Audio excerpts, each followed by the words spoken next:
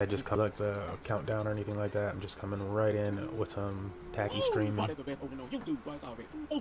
Listen to the Stunner Breezy. We're just gonna get learned at the beginning of today. You know what I'm saying? We're just gonna get learned. So I'm calling it learn.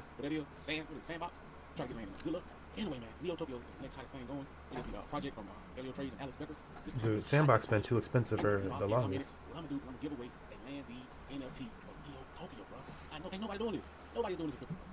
I wish somebody was doing a giveaway or raffle for a board ape. I'd be all on it.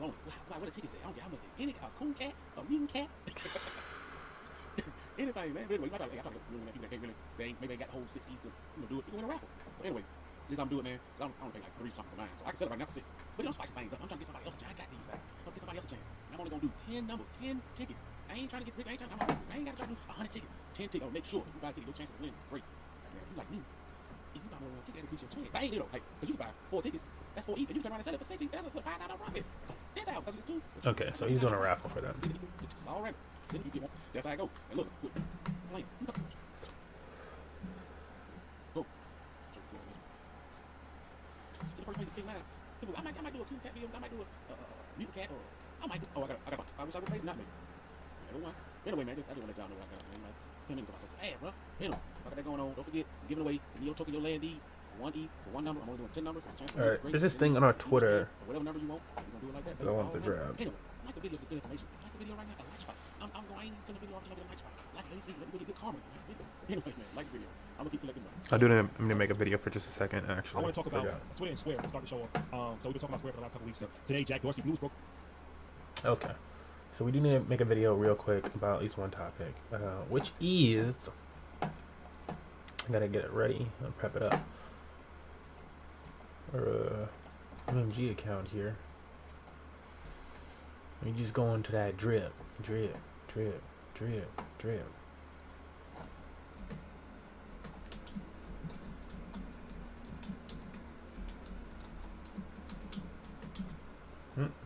Well, it is a long cast one.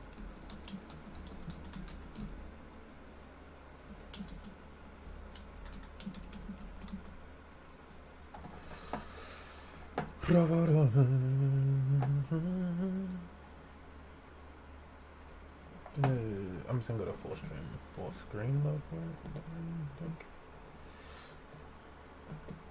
Alright, that's a do it.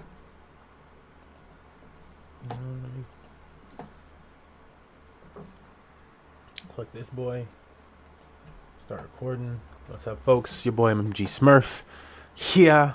And yeah, today I was gonna collect it. I'm gonna collect it anyways. I like collecting it a little bit early.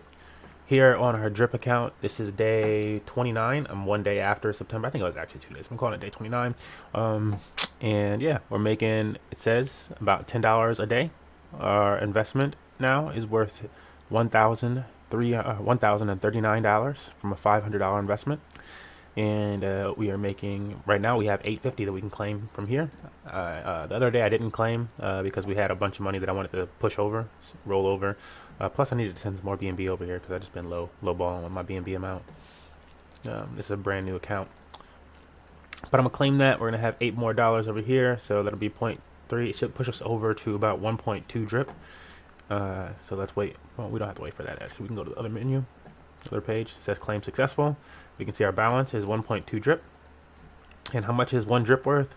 1 drip is worth 26.8 United States dollars. So we have more than $26 that we've accumulated from that $500 deposit, which is now worth $1,000 due to us compounding whatever earnings we have. So we've got earnings from it starting at day 1 and 1% from $500, which is about $5 a day. And every 80% of the time we compound it, and maybe 20% we claim. And so on day 29, we are earning about $10 a day instead of 5. So we've already doubled it. And we have $26 or so sitting on the side that we can spend whenever. And it's in that token still. I'm purposely keeping it in that token since there's a farm coming out soon. And I feel like that'll give us a greater ability to keep this token, which may appreciate and cost that much more. Slash we can put it back into the faucet if we wanted to pump out $20 a day quicker. And then there's a farm coming out for it. So I think that farm, when that comes out, it'll allow us to keep the drip that we have and accumulate some other funds. So that's that. I don't want to make this video too long, so I'm cutting it right there. Thanks for following us, and see you next time.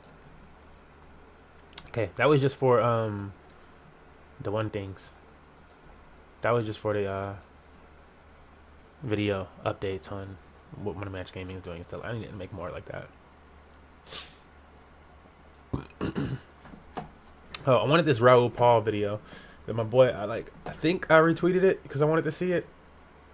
I know I at least liked it. This thing made me laugh.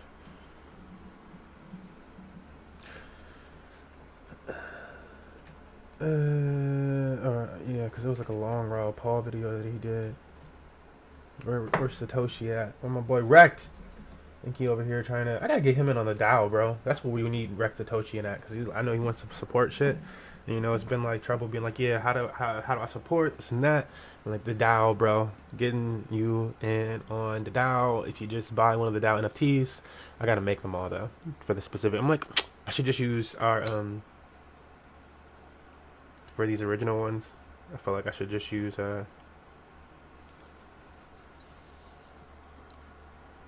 like maybe I'll use the collector ones, and those will be like a different level. But I'll use a Smoke and Joe one, and I can make that like the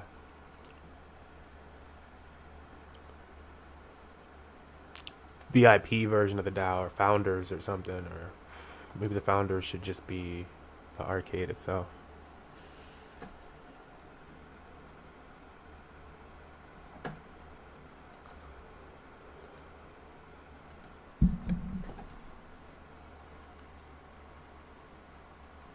I didn't know Revo was free to play too. Holy shit! I just need the Revo for damn. See, I haven't been playing it. Just I'm like the guy, like the best looking game that I've seen. So I'm just gonna hack the bitch. All right, this is what we wanted. Let me watch this on YouTube now.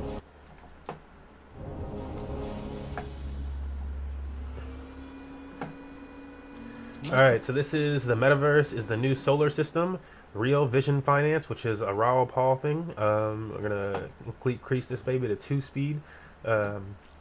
I can tell by the feedback on Twitter that you really. I think this is the right video. Let me make sure. 2 hours long, better be good. Yeah, this is the one. And then everybody's like, yeah, it is good. I'm like, all right, let's see. So this video is about the metaverse. There's been a lot of haters and stuff like that about Facebook and their decision to go like all in on the metaverse and stuff like that. I feel like those are honestly just haters. Like people just like I can get content out there that's going to attract a lot of people, and a lot of normies are going to agree with me because you know normies agree with hate. to be honest, but Raul Paul is a very smart man. This guy has made a living from learning from the best about financial investing and how to allocate his assets, and now he does that on his own or like for his own company, I believe, which is Real Vision. I need to do more digging into that, but I have listened to him speak quite a few times, and that's pretty much how he describes his background. Lo siento, Raul, if I said that incorrectly. And yeah, that's it. Putting this boy on 2x speed. We might be jumping through a little bit because I'll probably go back to it later, just watch it longer myself or listen to it in my ears. But enough of that. Let's get you guys to listen to this. The metaverse is the new solar system. Macro investing is a journey. Join me, Raul Powell, as I go on a journey of discovery through the macro landscape. This is how I build my macro framework. I'm talking to the smartest people in the world. I'm going to slowly increase you guys to the 2x So I've got a real speed. treat for you guys. This is something uniquely different. Normally on my Journeyman, it's me interviewing people, but this time it's somebody interviewing me. Good friend of mine, Robert Breedlove, who has the What Is Money Show podcast and YouTube channel, incredible thinker in the crypto space, reached out to me and said, listen, Raul, I'd love to do a long-form interview, a really long-form interview about your kind of whole macro framework and picture. I'd never been able to do this before. I've done it in the crypto journey, but not my entire, how I thought the world comes together, why we are, where we are today, where we're all going, what really matters, what are the parts of the journey that people don't really understand, why don't we have inflation when people think we should do, why is inflation different than we measure it, why we've got populism, all of these things, this whole journey of discovery that I've been on for 30 years is all in this interview. It's literally my entire brain dump. Robert does an expert job picking my brains on all of this, moving the conversation along. So enjoy this. You might need a glass of wine or two or a few coffees to get through it because it's pretty long, but I think you're going to... All right, get your coffees ready. Let's go. In fact, if you enjoy watching this and you're watching the stream, we have a stream going on Twitter. Leave your favorite comments or like quotes or whatever from this on our Twitter post. And, you know, retweet this and leave your favorite comment on the post. And I'll do a little giveaway at the end of us watching this segment. Love it. And look, do Robert the honour as well of going to his YouTube channel, the What Is Money Show, or his podcast. He's got some incredible interviews. 17-part interview with Michael Saylor is super interesting. It's the home of the deep dive. Really, really intelligent conversations. So thank you, Robert, for this. Thank you for allowing us to share it with the Real Vision audience, and enjoy. Hey everyone, welcome back to the What Is Money Show. I am thrilled and honored today to be sitting down with Mr. Raul Powell. Raul, welcome to the show. Great to see you, my friend. It's been a long time, but it's good. It's been a while. It's great to see you again. And as we're, Oh, with that giveaway thing, feel free to like actually clip like take a screenshot of like what you're watching and the quote, or you can just put the quote over whatever the heck it was that whatever the concept was that you liked. we're just talking offline, it seems like you may have found the golden thread that connects this whole history of human action and unintended consequences, perhaps. Yeah, and it's all about money. It's all about people. It's about society. It's about why do we get to where we are, where we're going. It's everything, and it's something that it took me years to realize. I mean, I've been in this business for 30 years, and I was always focusing on bits of the big story and never asking, well, why did we get there? And then when you ask that, it takes you back further in the story, and then you go, well, why did we get there? And then before you know it, this whole thing pans out, and you're like, oh my God, you just don't realize the law of unintended consequences and how big they can be. Right. And most of the time, we like to blame politicians, but most of the time, we're all to blame. Right. And not for any fault of our own, but just by something that happened. So that's a little prequel to the story. Yeah, this is a great way to look at it, because I'm drawn back to Taleb's writing, and he says essentially every time human beings intervene in a complex system, we're trying to accomplish A, but we end up creating unintended consequence B, C, D, E, G. So it's every time we're trying to fix one thing, we're creating these other problems that we don't often understand the connection between until there's a lot of retrospect. So where do we start? Do we start? This is pretty much my conversation with my partner's parentals and stuff like that over the holidays. I was like, yeah, I'm really trying to look at the macro picture. The more pieces that you find of this puzzle, the more that you can fucking guess what the fuck the image is. You don't need all the puzzle pieces to guess what the image is. You know, after you have so many of the pieces, you're like, okay, I'm missing a few of these pieces, and I see that's what they're doing. We start with the peak of the British Empire, which kind of feels a bit weird. But at the end, by the time You want to of be able to see what they're 1900, doing. Britain's power had begun to wane. It was the largest empire the world had ever seen. The sun never set on the British Empire.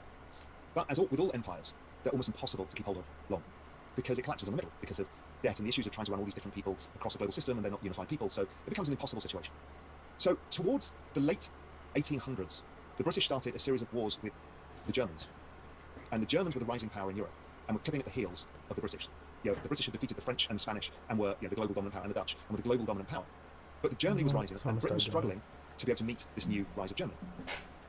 Then what happens is one of the greatest unintended consequences of all time was the shooting of Archduke Franz Ferdinand, and suddenly a world that was still relatively gentlemanly, where we had gentlemen's warfare, turned into the biggest bloodbath in all recorded history, which was World War I. World War I was when Britain and Germany finally fought it out, with the French in the middle.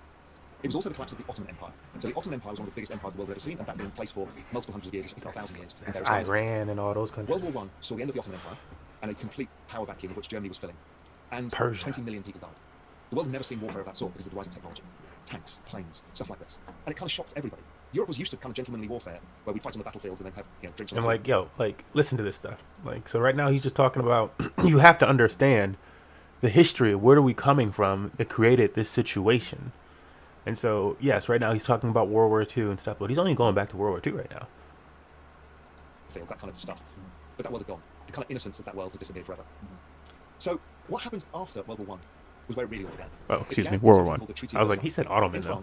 I was like, wait. The US, who was the rising superpower, Germany and France got around a table and negotiated the peace terms for World War I. In that was a war repatriation payment. I was just thinking too, I was like, this is really about 30 years before that where stuff starts to get really crazy in currency and stuff. But I'm sorry. And the British and the it's my French, show anyway. against the Americans' advice, was to impose a historically gigantic offset for the damage done to Europe. Because they were still trying to think in those terms of being a gentleman, you should be fined for what you did. I mean, Christ, 20 million people died. So they reached this agreement, and in modern day money, it's kind of $500 billion. But economies were smaller, this was a unpayable amount of money.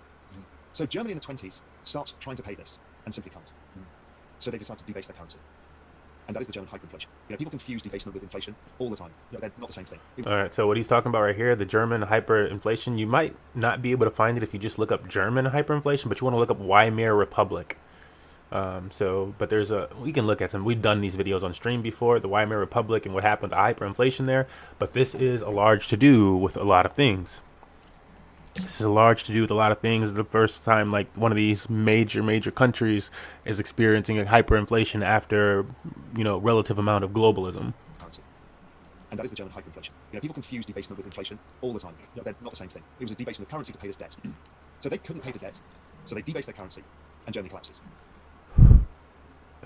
And we had seen stuff like this before, where countries print out a lot of money to pay out their debts. We previously, like a week or so ago, if you go back on our YouTube videos, we were doing a whole segment and stuff like that, or day or two, day or three, on inflation, so people can understand that maybe. And we talked about, we were just looking at the lens of the United States, and so we're looking at United States lens of inflation and how that worked out. And I found the Weimar Republic before I found out the United States ever had inflation, stuff like that. I was like, oh, because I was looking at all these other countries and stuff like that, and I was like trying to learn from their lessons. And then I was like, oh, fuck, because I learned about the European quantitative easing before I learned about United States quantitative easing. And I don't know why that was the case. Like, I just like, part of my thinking is just like United States, we got it all down. We do have geniuses and, all of that shit, but, we learn too. And out of the collapse of Germany rises Hitler. Right. So the debt was denominated in the mark. Is that right? I think it was denominated in marks. I'm not entirely sure. Yeah. But that's how they decided to try and pay it off. Right, Which is the age-old government thing, right? Of course. You can't pay your debts, you debase your currency until Yes. you can. Of course. Yes. So, So British Empire was dominant in the world. A lot of this had to do with, they were just an imperialist force, right? They had created a huge navy. He who controls the waves controls the world. But then Germany's rising as an industrial power. Correct. So the problem here, though, because that might have been like hard to catch, is that the Weimar Republic lost the war. Germany lost the war. I think this passed the Weimar Republic at this point, and needs to pay back this debt. And so they started to print out a whole bunch of money so they could pay back that debt, which eventually led to hyperinflation. Threatening the dominance of the British Empire. And to your point, industrialization played such a... Because it happened to them like It was twice. the first industrialized warfare, I guess you would say. They had the Weimar Republic, and then they had after World War II, and it like happened like again. Correct, and this was a battle of technology, much like cyber warfare is now. Right. It was a battle of technology, and the Germans had technology, and the British had technology, and they all fought it out. Yes. That's why so many people died, because we weren't prepared for anything like that. Right. And the technology of money played a critical role as well, in that fiat currency was used to fund warfare, and also led to Germany's approach to repaying their debt. Yeah. And if we're talking about money over that period, the British, I think, were the first to leave the gold standard over that period. The French left, the Americans left. Pretty much every country in the world, there was like 80 odd countries, so many people defaulted because of the cost of war. Right? That's another typical thing that destroys currency is the cost of warfare. It's the most expensive thing governments ever spend on. It's one of the features of today and why we've got so much debt is the cost of wars that we fought that we can never pay the bills for. Right. So, all of the precedents are all there. So then, what happens is... This is true. When you look at the stats and the history. So, the collapse of the British Empire leads to World War I, which leads to the rise of Hitler, which leads to World War II. 17 million people died. It's unprecedented. It's 3.5 times the size of the number of people who died in World War I. And again, that was the shock that brought the next thing, which is the unexpected thing. Those things were kind of expected because, geopolitics, they trend in certain ways. Yes, there was unintended consequences of the shooting of Archduke Ferdinand for World War I, but the collapse of the British Empire leads to vacuum to power. Much like when the US pulls out of the Middle East, it leads to vacuum of power in the Middle East. And before you know it, you create warfare and eventually everything settles down once people figure out their new role in the region. So, World War II finishes. And here's the bit where humans made a mistake. What do? They're euphoric. And they go and have sex. And they create the largest population boom the world has ever seen. And what happens in America is 78 million people were born in a 20-year period. The population grew by 40% in 20 years, and the global population grew by 30% in 20 years. Can you imagine if the US opened its borders and the population was allowed to increase by 40% from immigration? What would that do, right? Okay, and everybody thought they were being irrational because what had happened after World War II was the New Deal. And the New Deal was this fiscal stimulus, and this will become relevant when we get much later in the story, was this fiscal stimulus where they basically, again, imposed financial repression by capping the yield curve control, allowed inflation to run relatively hot. It wasn't super hot, but it was hotter than bond yields, to lower the burden of debt. But then they fiscally stimulated in an unprecedented manner never seen before in world history. That stimulus, and the Marshall Plan of rebuilding Germany and rebuilding Japan, that stimulus created the boom of the 1950s. And the 1950s and 1960s were probably the last golden age we ever saw, where real wages were rising. People's standard of living was going through the roof as the technology that got developed in warfare turned into consumer goods like washing machines and cars. Right. And everybody had access to it. Look around at an old person in politics or in finance or in business. And how old are they really, that person that owns that business with all that real wealth? How old are they? Are they around their 70s? 60s? 70s? It was still relatively inexpensive. That person with all the control. That's part of where there was the politics of nostalgia. So typically on the left, on the right of the political spectrum, whether it's the UK or whether it's the US, they look back at the 1950s as the golden era. The golden era where life was simpler. Now, it was very different, longevity of life was very different, all of those things, but there was this boom period because of the end of World War II, the rebuilding of global economies, things that can almost never be replayed, but may get replayed in the future because of things that are going on now. So that goes on, and the world also retools its entire global infrastructure and becomes globalized. So as opposed to being empire-based, it becomes this rules-based global order system. Right. So 1944 was Bretton Woods, which is the tying all the currencies together to the gold standard, pegged to the US dollar. 1946 was the United Nations. 1947 was the General Agreement on Tariffs and Trades. 1949 was NATO. 1957 was... Okay, so this is a fun one, just because like I hear a lot of people that are like super right-wingy and stuff like that, And again, I don't swing. I'm like, I probably swing more liberal. But I don't consider it to anything. I like. There's also a purpose to conservative values, like obviously. Um, but people say things like, "Oh, this country wants the world to be together, and the United States is like, or like it's like this and that separate." I'm like, the United States actually tied everybody together and is benefiting from that. So like while you're talking about other countries potentially do that, or like why they would want that, or this and that, like while people say shit like that, I'm like, the United States actually facilitated that happening so that we could benefit from people using the dollar. So like, it's just good to know that type of stuff, like so you can stop saying stupid shit like that maybe, because it doesn't sound smart to like smart people. It just sounds like you've chosen a side and I know what side you're on, and let's do what I want to do with this. But like no more history and like get deeper into it. Maybe I don't know. That's how I feel about it. I'm just like I feel like I would want to know that, right?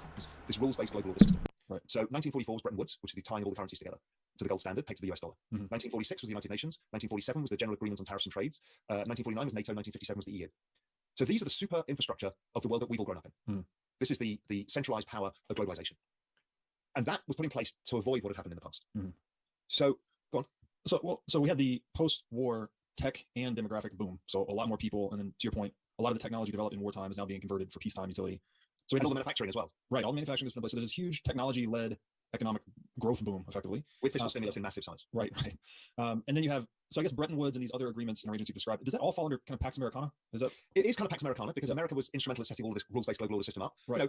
With the British and the other larger powers to say, look, we need a system in place that we can't go back to World War II. Yes. That we need a rules system of which global order can be kept. Right. So the at least ostensible purpose of this was to increase economic interdependence among the nations, so that we didn't have World War III. Okay, I gotta stop at this point real quick because maybe you're coming in or whatever you're coming in, but just the funny thing to me is this whole talk is about the metaverse is the new solar system. Wow, we are so early in this conversation. Good God. And this is also the transition from the dominance of the English Empire or the British Empire to the rise of America as the dominant superpower. Exactly right. Yeah. And America was the epicenter of that golden age. And all of this rules-based global order architecture was built around America and its globalized ambitions. So now you've gone from an empire organizing the complex adaptive society of the British organizing the complex adaptive society of empire to the Americans organizing the global complex adaptive society using this rules-based global order system. And because it's pretty non-threatening, yes, America had military might and exercised it firstly in the Suez, then in Korea, then in Vietnam, and ongoing as America's done, because it is the superpower and that's kind of its job, rightly or wrongly, or deemed to be its job. That's what sets it up. So the US is now the epicenter of the system and controls the rules. And that's fine. That works pretty well. So meanwhile, let's go back to these baby boomers. 1967, the first of them start entering the workforce. So they just hit their 20s and they start entering the workforce. Great. For the first of those guys, amazing. Then by 1975, the average baby boomer is now in the workforce. So you've got the highest increase in people in the workforce ever. And two things happen. Firstly, prices explode. Because if you think, when you first got your first job, what do? You rent an apartment, or you have to buy, in the old days, a suit and tie, you have to buy tables and chairs, you buy yourself a car. Your marginal rate of consumption explodes. Yep. When you're doing that on a global basis, it explodes beyond anybody's comprehension. Right. It's the largest demand shock the world has ever seen and will ever see. We will never repeat anything like that again. So obviously supply can't catch up with demand. So the oil price goes through the roof, all commodities go through the roof, everything goes through the roof. Right. And so everybody's scrambling to catch up. America can't deal with running twin deficits and being pegged to gold. It's losing its gold supplies. Yep. Its currency's too strong. And in 1971, Nixon walks away from the whole thing. Yep. And we go to the fiat money system because it's unmanageable with this population boom going on and the rising inflation and all of the other pressures that are going on. All right, this is the first part that I'm actually going to rewind. I'll rewind it once or twice, I guess. But I'm going to rewind this just a second for folks to actually catch that again. Because this whole part where we jump off the gold standard and why we jump off the gold standard, stuff like that, is important. Understanding prices and where prices could go, how you should allocate assets if you want to actually, save some money and be able to afford that house, that rent, or whatever the heck, contribute to the economy in ways that you were like, oh, want to be American, be American. Basis. It explodes beyond anybody's comprehension. Right. It's the largest demand shock the world has ever seen and will ever see. We will never basis. Based off a car, your marginal rate of consumption explodes. Yep. It'll explode. Because if you think, when you first got your first, and two, the average baby boomer is now in the workforce. So you've got the highest increase in people in the workforce ever. And two things happen. Firstly, prices explode. Because if you think, when you first got your first job, what do? You rent an apartment, or you have to buy, in old days, a suit and tie, you have to buy tables and chairs, you buy yourself a car. Your marginal rate of consumption explodes. Yep. When you're doing that on a global ever. Great. For the first of those guys, amazing. Well, the US is now the epicenter of the system and controls the rules. And that's fine. That works pretty well. So meanwhile, let's go back to these baby boomers. 1967, the first of them start entering the workforce. So they just hit their 20s and they start entering the workforce. Great. For the first of those guys, amazing. Then by 1975, the average baby boomer is now in the workforce. So you've got the highest increase in people in the workforce ever. And two things happen. Firstly, prices explode. Because if you think when you first got your first job, what do? You rent an apartment, or you have to buy, in the old days, a suit and tie. You have to buy tables and chairs. You buy yourself a car. Your marginal rate of consumption explodes. Yep. When you're doing that on a global basis, it explodes beyond anybody's comprehension. Right. It's the largest demand shock the world has ever seen and will ever see. We will never repeat anything like that again. So obviously supply can't catch up with demand. So the oil price goes through the roof. All commodities go through the roof. Everything goes through the roof. Right. And so everybody's scrambling to catch up. America can't deal with running twin deficits and being pegged to gold. It's losing its gold supplies. Yeah. Its currency's too strong. And in 1971, Nixon walks away from the whole thing. Yeah. And we go to the fiat money system because it's unmanageable with this population boom going on and the rising inflation and all of the other pressures that are going on. By 1986, the baby boomers enter the workforce. The last baby boomer enters the workforce. So you've got this period, which we refer to as the... So that was actually a monumental time of history where things actually just changed. Like, that just actually changes monetary policy. It's like as big as people discovering gold and that's what they're gonna use as currency. It's like that big of a fucking thing happening. The great inflation, which most people think is that going on. By 1986, the baby boomers enter the workforce. The last baby boomer enters the workforce. So you've got this period, which we refer to as the great inflation, which most people think of as being a monetary phenomenon. I think it's a demographic phenomenon. I can prove it. Every chart that I look at proves that it was demographics. Right. The monetary side, of course, played a role. But the reality was, if you were to put the same setup anywhere in the world, regardless of what you're pegged against, you've got the same demand shock. Right. And the world can't keep up. Right now, as we're talking, we've got a supply shock. So, the demand has risen to normal levels, but supply has massively contracted, so prices rise. That tends to be offset quite quickly because as things come on, the general level of prices stabilizes again. Sure, the price doesn't fall, it never goes back. But it kind of stabilizes. So the other part of that equation is not the inflation. The really big story is the one that nobody understands, is that wages stopped going up. So in real terms, obviously, if you add a record number of people, like if you added record immigrants into the US right now, what happens? Wages don't go up. Right. And in fact, they never went up again. In real terms, since 1975, wages haven't gone up. They've gone up 0.3% a year for the median American. And this is the infamous decoupling from productivity growth, right? Correct. Yeah. Exactly. Because GDP grew because of financialization. I'll come on to that in a minute. But this is where the real crux of the issue starts. So you put all these people in the workforce and you compete with each other. So they start competing for wages. So guess what? Nobody needs to pay higher wages. Right. And so these people have been promised the American dream. That was the dream of the 50s. Yeah. They saw their parents have that. And the baby boomers never got any of it. They got something entirely different. Suddenly, they got this weird world where fiat currency was being gradually debased, not like we have these days, but gradually debased by inflation and money supply issues, stuff like that. And asset prices start to rise. And their wages don't. And this is the key thing, is if your assets rise and your wages don't, your future self is poorer. Because an asset is a way of storing wealth for future consumption. But within this is an uglier picture as well, is the fact that if you split the population down with kind of percentiles, the lower percentile saw zero increase in wages, complete zero. So the worker working flipping burgers, production factory worker, zero increase. Right. The average, the median, as we said, the median worker saw about a 33% increase in real wages in 50 years, which is incredible compared to what happens to GDP and productivity. Right. This is from 70 to 2020, you're saying? 70, yes, 70, 73, 74, something like that. Okay. Today. Yeah, and then the average guy, because it takes into account... What up, Sean? Thanks for that lemon. Well, their wage is about 100% over those 50 years. So you're already seeing that bifurcation in people. So then, if you think of that, and we'll come on to a lot more about this in a bit, but if you think of politics now, right, you think of the left and the right, and the extremes of left and right. Much love, Brad. The middle ground. The extremes of left and right. They're both really fucking angry because they've been left behind. Right. Oh, we gotta run this back real quick because this is other really important shit. So you're already seeing that bifurcation in people. So then, if you think of that, and we'll come on to a lot more about this. Because this was like my entire conversation over Thanksgiving and stuff like that. Because family members that people lean this or that party, and I'm like, I really don't lean toward a party, bro. I really don't. And I feel like the more that you see things, the less you'll probably want to lean toward a party. You'll be like, yeah, I might elect somebody who runs in that party, but I don't give a fuck about the entire party. 70, yes, 70, 73, 74, something like that. Okay. Today. Yeah, and then the average guy, because it takes into account the really wealthy skew, well, their wage is about 100% over those 50 years. So you're already seeing that bifurcation in people. So then, if you think of that, and we'll come on to a lot more about this in a bit, but if you think of politics now, right, you think of the left and the right, and the extremes of left and right, we're talking about not the middle ground, the extremes of left and right, are both really fucking angry because they've been left behind. Right. And nobody knows why, so they blame it on politics. But the reality is it's people having too many kids. Right. So they are really angry because both those parties have this base of the poor, but in different parts of the country. And those guys' lives never improved. They were promised a dream that never happened. They live in the world's richest nation, and they never got any of it. Right. And then all they're bombarded with is the imagery of the beautiful rich getting richer and how great America is. And they're like, well, what happened to us? Of course you're going to cause populism. Yeah, if more people could see that picture right there, that would be like, wow. This is also where people get kind of tied up with like the race thing, and they're like, oh well, I know what racism is like because I've been poor or I've seen people that are poor. It's like, no, we all have that on different parts of the country. There's different things, but this whole, oh my god, I had to stop for this because this is it. This is what sows so much division and what makes all this division possible. That there even is like debates like where people have this argument about like dumb race shit and stuff like that, and like they're not racist, they just don't understand that this is a larger thing that's at play that people can't see. And like this is what allows people to sow so much division. Makes sense. And the country, too many kids. Right. And nobody knows why, so they blame it on politics. But the reality is it's people... And not just the having kids too many thing, but kids. like all Right. this So that he they just are really spoke about angry and like what led because up to both those this. parties have this base of the poor, but in different parts of the country. And those guys' lives never improve. Because it's not just the kids thing. It's the what led up to the kids. It's the gold standard switching. It's all this stuff. It's the war. It's all that leads up to. But like people need to be able to know all of this. Like, and it's a history lesson that's like kind of taught to you, but not really taught to you. In people. So then, if you think of that, and we'll come on a lot more about this in a bit, but if you think of politics now, right, you think of the left and the right, and the extremes of left and right, we're talking about the middle ground, but the extremes of left and right are both really fucking angry because they've been left behind. Right.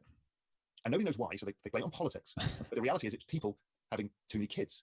Right. So they are really angry because both those parties have this base of the poor, but in different parts of the country. And those guys' lives never improved. They were promised a dream that never happened. They live in the world's richest nation, and they never got anything. Right. And then all they're bombarded with is the imagery of This the is why you just gotta getting love richer one another. and Try to having understand Americans. people. And they're like, oh, belong to us. Of course you're going to cause populism.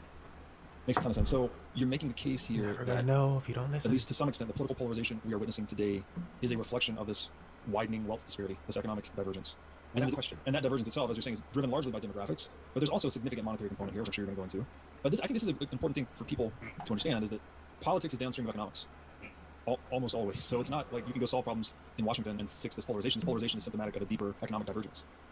Yeah, and we'll get into that towards the end when we're trying to figure out between the two of us, how can we solve some of this? Because it's going to require not doing things that we've done in the past. Things that feel crazy or wrong to us are going to have to be tried and tested.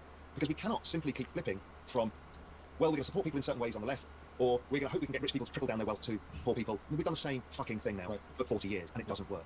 Yeah. Right? Yeah, too many people are on this, like, that's why I'm like, yeah. Like you either need to, like, learn to make something great, make great product, or be resourceful in some manner, and it's actually truly useful. I feel like we have so many job bullshits where people are like, or companies make more money from having a certain number of employees or get whatever benefit or this and that, and so they put more people in the fucking shop than it requires to work the damn thing, and they pay them less, and that becomes the standard, and it's disgusting. Okay, Right, these people's wages that never understand their wealth simply keep flipping from, well, we're going to support people in certain ways on the left, or we're going to hope we can get rich people to trickle down their wealth to poor people. I mean, we've done the same fucking thing now for 40 years, and it doesn't work. Right, these people's wages have never gone up. Their standard of living has not gone up. Yes, it's gone up because they're longevity. No, the median American's longevity of life has barely risen as well because of diet and all of the issues that has come. But where it gets really ugly is, and this is where the money part comes in, and a whole bunch of other stuff, globalization, is Reagan and Thatcher come along. And it's really Thatcher who drove a lot of this. She figured out something really clever, and it seemed a good idea, but it had unintended consequences, as everything does. Thatcher's idea was, in England, we had what's known as council houses, free housing for low-income families. They were, one of the benefits, like the National Health Service that came out of World War II, where we're like, we need to help people, part of that big fiscal stimulus that came and the restructuring of the political landscape.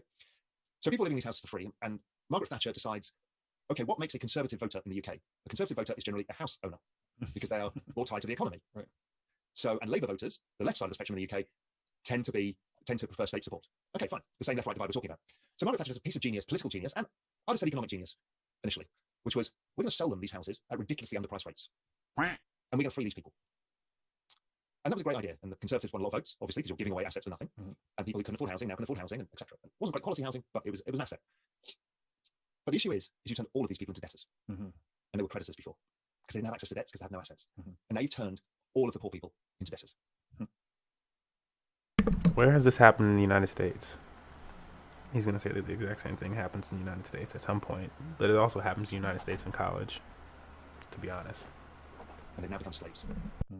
Reagan sees the same thing, and these people into debtors. And that was a great idea. And the Conservatives won a lot of votes, obviously, because you're giving away assets for nothing. And people who couldn't afford housing now can afford housing, and etc. It wasn't great quality housing, but it was an asset.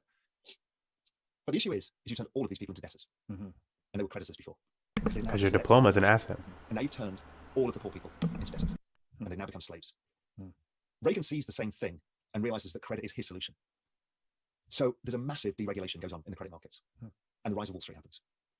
So the world starts financializing at an unprecedented rate. Both Reagan and Thatcher start, and then others afterwards start freeing up the pension system as well, and start driving things like 401ks. So now people can invest in the markets, but that has another counterbalance, which is stock prices go up and people can afford less of them with their hourly wages. Right. Property starts going up because people can now get access to debt, and nobody can afford anything. So everyone's on the hamster wheel now, running and running and running, and nobody can catch up. And their wages aren't going up. So what do? Well, humans generally are pretty rational, or they make rational choices that appear rational and then become irrational in due course. Humans are pretty good at that. So they start thinking, well, if I borrow money, I can make up the difference. My wages aren't going up, but the asset goes up, so I'll borrow a bit more. Yep. And so I think I've got the numbers here. So if you look at the asset prices over this period, if you look at it per hour worked in terms of income, gold is now all-time highs. Equities, all-time highs. Well, your purchasing power is all-time lows, basically. I'm like, Versus we all got every asset got. except these variable assets like oil. But, you know, there's a benefit to it. Slow at first, but it starts accelerating as more There's people buy equities benefit into to the it. pension system. It becomes harder to then make I can't say it's sizable not investments. beneficial, but it's These just stocks like going up. They make it knowing easier to create index funds. that, It creates like, more of a loop. for that benefit, what did they give you? And this is just knowing what you got for that benefit, honestly. Like, what did you get for that? Because, like, it's not like there's not a benefit to having a house. You know, these other things that he's talking about, there's a benefit to all these things. You got, but it's not necessarily got. It's, yeah, it's just like you weren't told the entire deal, what the deal was, truly.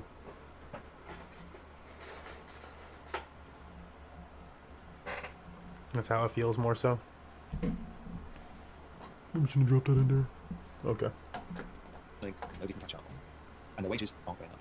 So what do? Well, humans generally are pretty rational, or they make rational choices that appear rational and then become irrational in due course. Humans are pretty good at that. So they start thinking, well, if I borrow money, I can make up the difference. My wages aren't going up, but the asset goes up, so I'll borrow a bit more. Yep.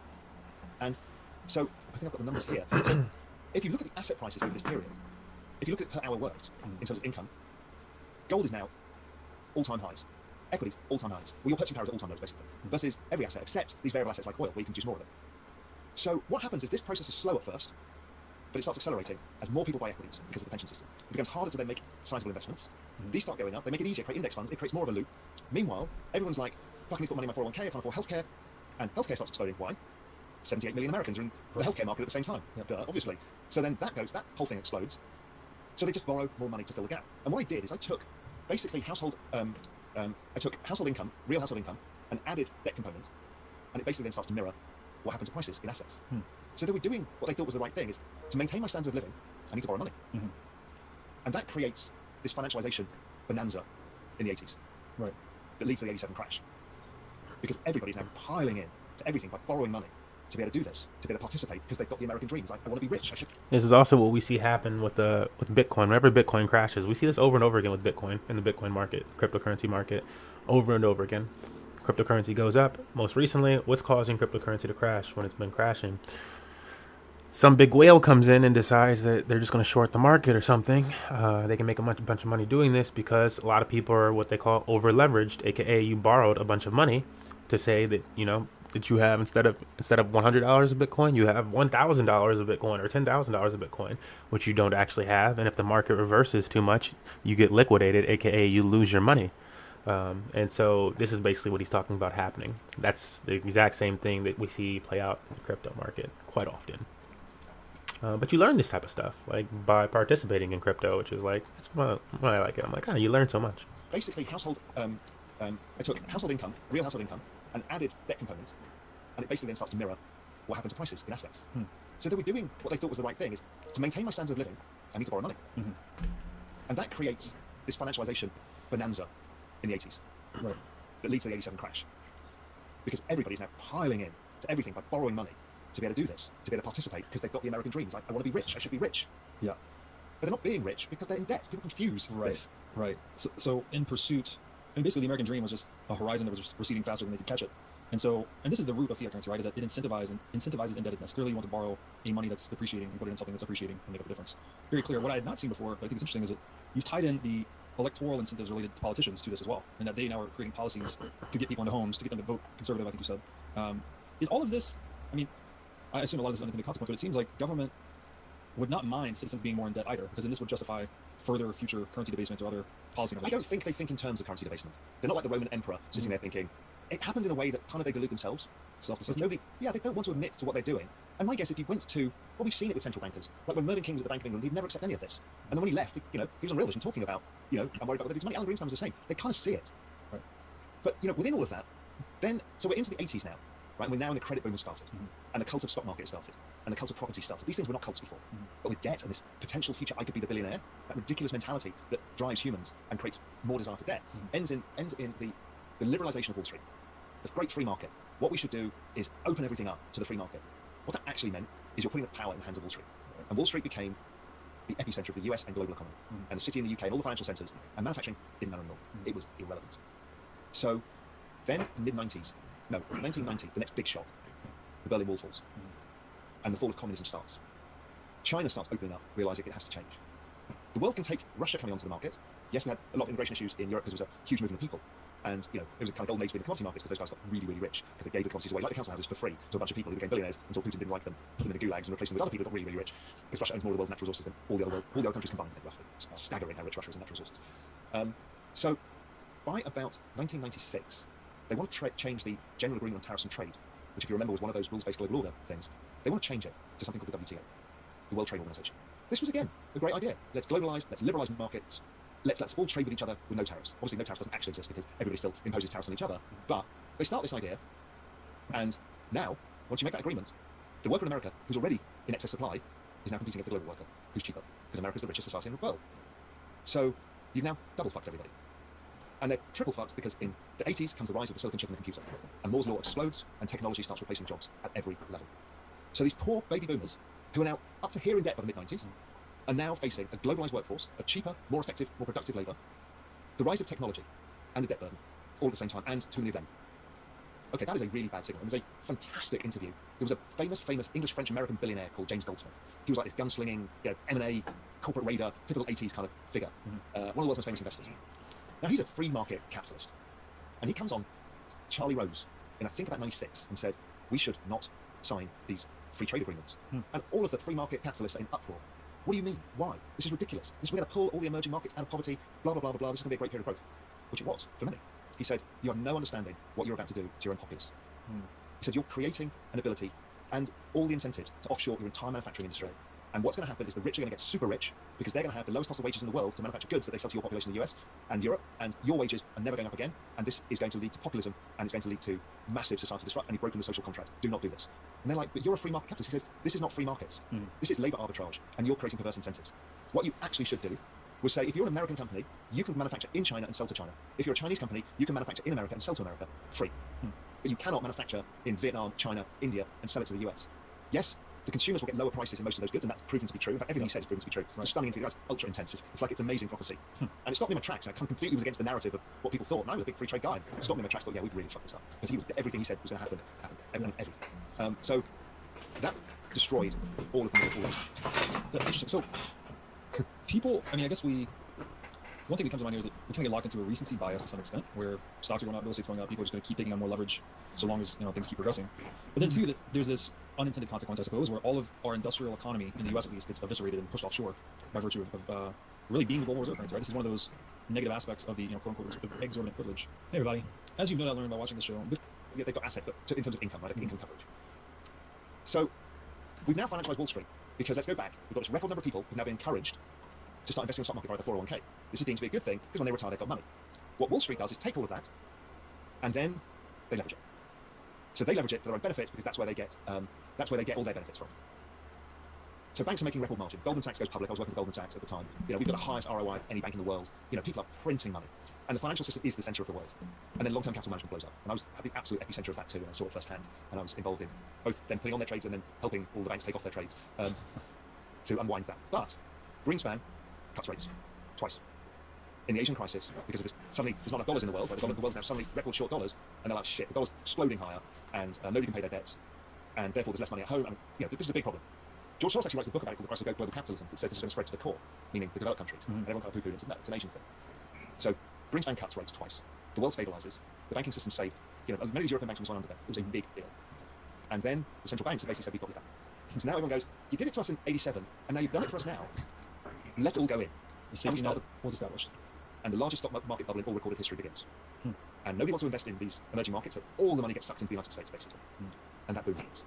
So the boom in the United States stock market was unprecedented. So we then hit the bust of that. And many of us at the center of the financial system were thinking, is this going to be the end? Is this the one that blows up the debt bubble? And lo and behold, interest rates get cut. And it stabilizes, and the system is saved. So it was an equity problem and not a debt problem. And so you've saved one side of the balance sheet, so the world recovers pretty quickly. But what happens then is these baby boomers lose faith in the stock market for a while, for a decade. So they think, how the hell are we going to retire? And so it starts again. And it's the property market. And the only way to buy it is with leverage. Right. But in the meantime, something ugly is going on, and it's the labour force participation rate. So that peaks a couple of years after all the baby boomers are in the labour force. Also, adding to the baby boomers in the labour force, the double shock of the demographics was women came to the labour force too, in record numbers. Right. Why? Because the household they had to, because the cost of all this stuff had gone up. So you had to put women in the workforce and pay nannies to look after your kids. You know, it was a complete change. Now, I'm not saying it wasn't the right thing to do. Of course it was, but people were forced to whether they wanted to or not. Right. So you had to have these double income households. Yeah. Because of the indebtedness, right? Exactly, because the indebtedness and the rising asset prices. So your future self is getting poorer. So you're like, fuck, I need to catch up. We both need to get a job. We need to work 2 jobs. Labour force participation rate eventually starts falling after 2000 as people start kind of just falling by the wayside because their jobs are gutted. So this is the globalization and technology problem we talked about earlier. Is in the end, people just can't get jobs. So you get this labour force participation rate falling. And then it starts happening as the boomers start retiring, which is they hit their 50s in 2000. So the ones who were lucky enough, remember the ones at the beginning of this full cycle, were the ones that were lucky. Those are the ones who get to retire. Those are the ones who manage to do that. Labour force participation rate falls. Why do I keep talking about the labour force participation rate? Because it exactly maps velocity of money. So velocity of money collapses because of demographics. Because the older the population get, the less the money circulates. Right. Yeah. See your parents, how do they spend compared to you? It's very different. Right? And when you retire, you spend even less. You know, I saw my dad go through retirement. Problem is you get a fixed pool of money and an undefined age that you're going to live to. Right. So the natural human behaviour is to be cautious. So you collapse your spending because the last thing you ever want to do is be 85 years old and destitute. Right? It's just normal human behaviour. So aging populations always have lower growth. Fact. And that is provable by the labour force participation rate or the birth to death rate. It's exactly mirrors it as you'd imagine. So CPI, velocity of money, GDP growth are all a function of demographics. But the other shocker is what happens next. So the next part of the story, and it's all interrelated, and it all comes back from that World War I and the collapse of empire, it all comes, is we've now hyper-financialised, and the weakest balance sheets in the world are the households. And behind that is the banks. So you start wiping out the household balance sheet by property prices falling, and you have the biggest financial collapse in all history, pretty much, maybe since the 1930s. So that's the debt burden. So central banks know the trick now, right? We've learned this from 87 and 97, is cut. Rates go to 0. Oh, we need to do something else. We'll print money and call it quantitative easing. Because printing money sounds bad, right? Because everyone knows if there's too much of something, it becomes valueless. So we'll call it quantitative easing, and we'll kind of express it like an amount of quantitative easing kind of equates to the number of percentage points rate cuts you could have, and we can pretend they're fungible things. The sleight of hand, the magic sleight of hand. Why they do that is because in a debt crisis, you can't have the collateral go to 0. Right. That's why half of the banking system was going bust, because they were using mortgages as collateral. Right. So you need to... We'll print money and call it quantitative easing. Because printing money sounds bad, right? Because everyone knows if there's too much of something, it becomes valueless. So we'll call it quantitative easing, and we'll kind of express it like an amount of quantitative easing kind of equates to the number of percentage points rate cuts you could have, and we can pretend they're fungible things. The sleight of hand, the magic sleight of hand. Because quantitative easing is basically these world banks and stuff like that, and the Fed operating on whatchamacallit, leverage. Why they do that is because in a debt crisis, you can't have the collateral go to 0. Right. That's why half of the banking system was going bust, because they were using mortgages as collateral. Right. So you need to stop that happening. So you have to bid the collateral. You have to bid the collateral. And what their idea was, and I don't believe they thought they were debasing the currency, they kind of thought it's not going to debase the currency, and nobody really noticed because they were looking at the wrong thing. Because everyone's looking at CPI, it's got the inflation. It never happened. Yeah. No, because when asset prices, because the denominator was falling in value every time they did it. You know, most assets have not got back to their prices versus the Fed balance sheet or into however you want to measure it, because the denominator has fallen so much. They never get back there. Some of them have, and we'll talk about that in a bit. But so monetary printing becomes a new thing. So going back to the labour force participation rate, when you overlay labour force participation rate, you can actually forecast into the future because it's based on demographics. And I've been doing this for 7 or 8 years now, and it exactly shows you where the Fed balance sheet's going. So 4 years ago, I was saying, well, it's going to go to 8 trillion in 2021. That's where we are. Just follows it. Because what the Fed are doing are papering in the cracks of the demographics. It's all demographics. Because the demographics is what built the debt to make up for the wages that were caused by the demographics. Right. And so it's all trying to offset an aging population. That's why Japan has the same, and Europe has the same, and Australia has the same, Canada has the same, and Europe has, everybody has the same problem, and they're doing exactly the same thing, which is trying to rebalance the balance sheet of the overall economy by printing money to offset this issue. So let me ask a question. So the indebtedness is embedding this growth obligation effectively, so people need to work more or leverage or anything to produce more return. And then you're saying that the death-birth ratio is presaging the central bank balance sheet by 8 to 10 years? The labour force participation rate with the birth death rate as the future predictor gives it about, I think we can go out about 10 years, 20 years. Okay. So does we know it where ever, CPI is going, we know it's all there. does it ever unwind though? Because I have a hard time seeing the world where the central bank balance sheet actually starts to decline. Well, we'll talk a bit about the future, but that's a great question. It's what I want to dig in with you about, because this is the unknown stuff we're going to get into in a bit. So now we've got this monetary printing, and it's offsetting the demographics. And you'll see all the charts, and people who are watching it will see. I mean, it's kind of spooky. Once you see it, you can't unsee it, and you realise, okay, I get this now. It's all the same thing.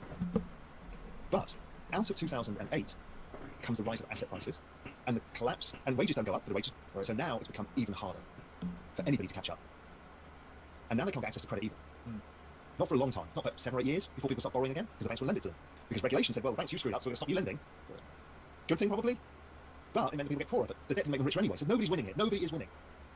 And then the monetary printing, without people realising, people think at first, and I think most people still think today, that the money goes into the banks, it gets lent out, and assets go up because people buy assets. It's simply not true. If you look at the volume of the S&P, it hasn't risen. It's the fall in the denominator that is causing all of this to rise, i.e. the debasement is making you poorer. And I've talked about this on Twitter, people don't get it, they think I'm being ridiculous, but this is not, when I show those simple charts divided by the balance sheet, this is not some random chart, this is this whole thread that has got me to understand why this has happened. And it took me a long time, bit by bit, to build on this understanding. So just to explain that real quick, so you're saying when you denominate the S&P growth in growth of central bank balance sheet or gold, I think you basically see it's flat, right? Or everyone thinks. Well, so what's interesting, what got me to get to this point? So I understood all of this. I understood the balance sheet was a function of demographics, and debt was a function of demographics. It's all kind of all part of the same picture. I and everybody else start shouting, "It's an everything bubble." How does that work? If it's an everything bubble, why is nobody getting rich apart from the very rich who've got access to capital? And then start thinking, well, I lived through and worked through and invested through 2000. That was a bubble because equities decoupled from gold, from real estate, from everything. Right? And assets have a relative valuation, always have in history. So basically, gold versus real estate is a trade-off everybody will make at a certain point. If real estate is crazy expensive versus gold, at some point, the flow of capital goes the other way, because it's an asset. So what's got the higher expected return in the future? It's very logical behavior. And equities work the same. They all have this long-term range. The only thing that doesn't, which catches everybody out, is industrial commodities and agricultural commodities. Why? Because technology. You can get more out of the ground. Right. At cheaper prices. Or you grow more bushels of wheat per hectare. So those things get cheaper. So CPI gets cheaper because of technology, computing power, all of this stuff, but the actual assets don't get cheaper. So I looked at all of these, and like the S&P versus gold's kind of in line, nothing wild, like one standard deviation expensive for equities, so nothing crazy. And real estate the same. So I'm like, what happens with something else? Why was we looking at the wrong denominator? And then I thought, well, if the Fed balance sheet is a function of demographics, and it is putting the missing layer in, are they actually debasing the currency? And therefore, if we were to denominate it, basically to discount the dollar by the amount the Fed balance sheet's grown, would that show us the truth? And suddenly the charts became really bloody logical. Because everyone kind of feels like you didn't get richer. The average person definitely did not get richer after 2008.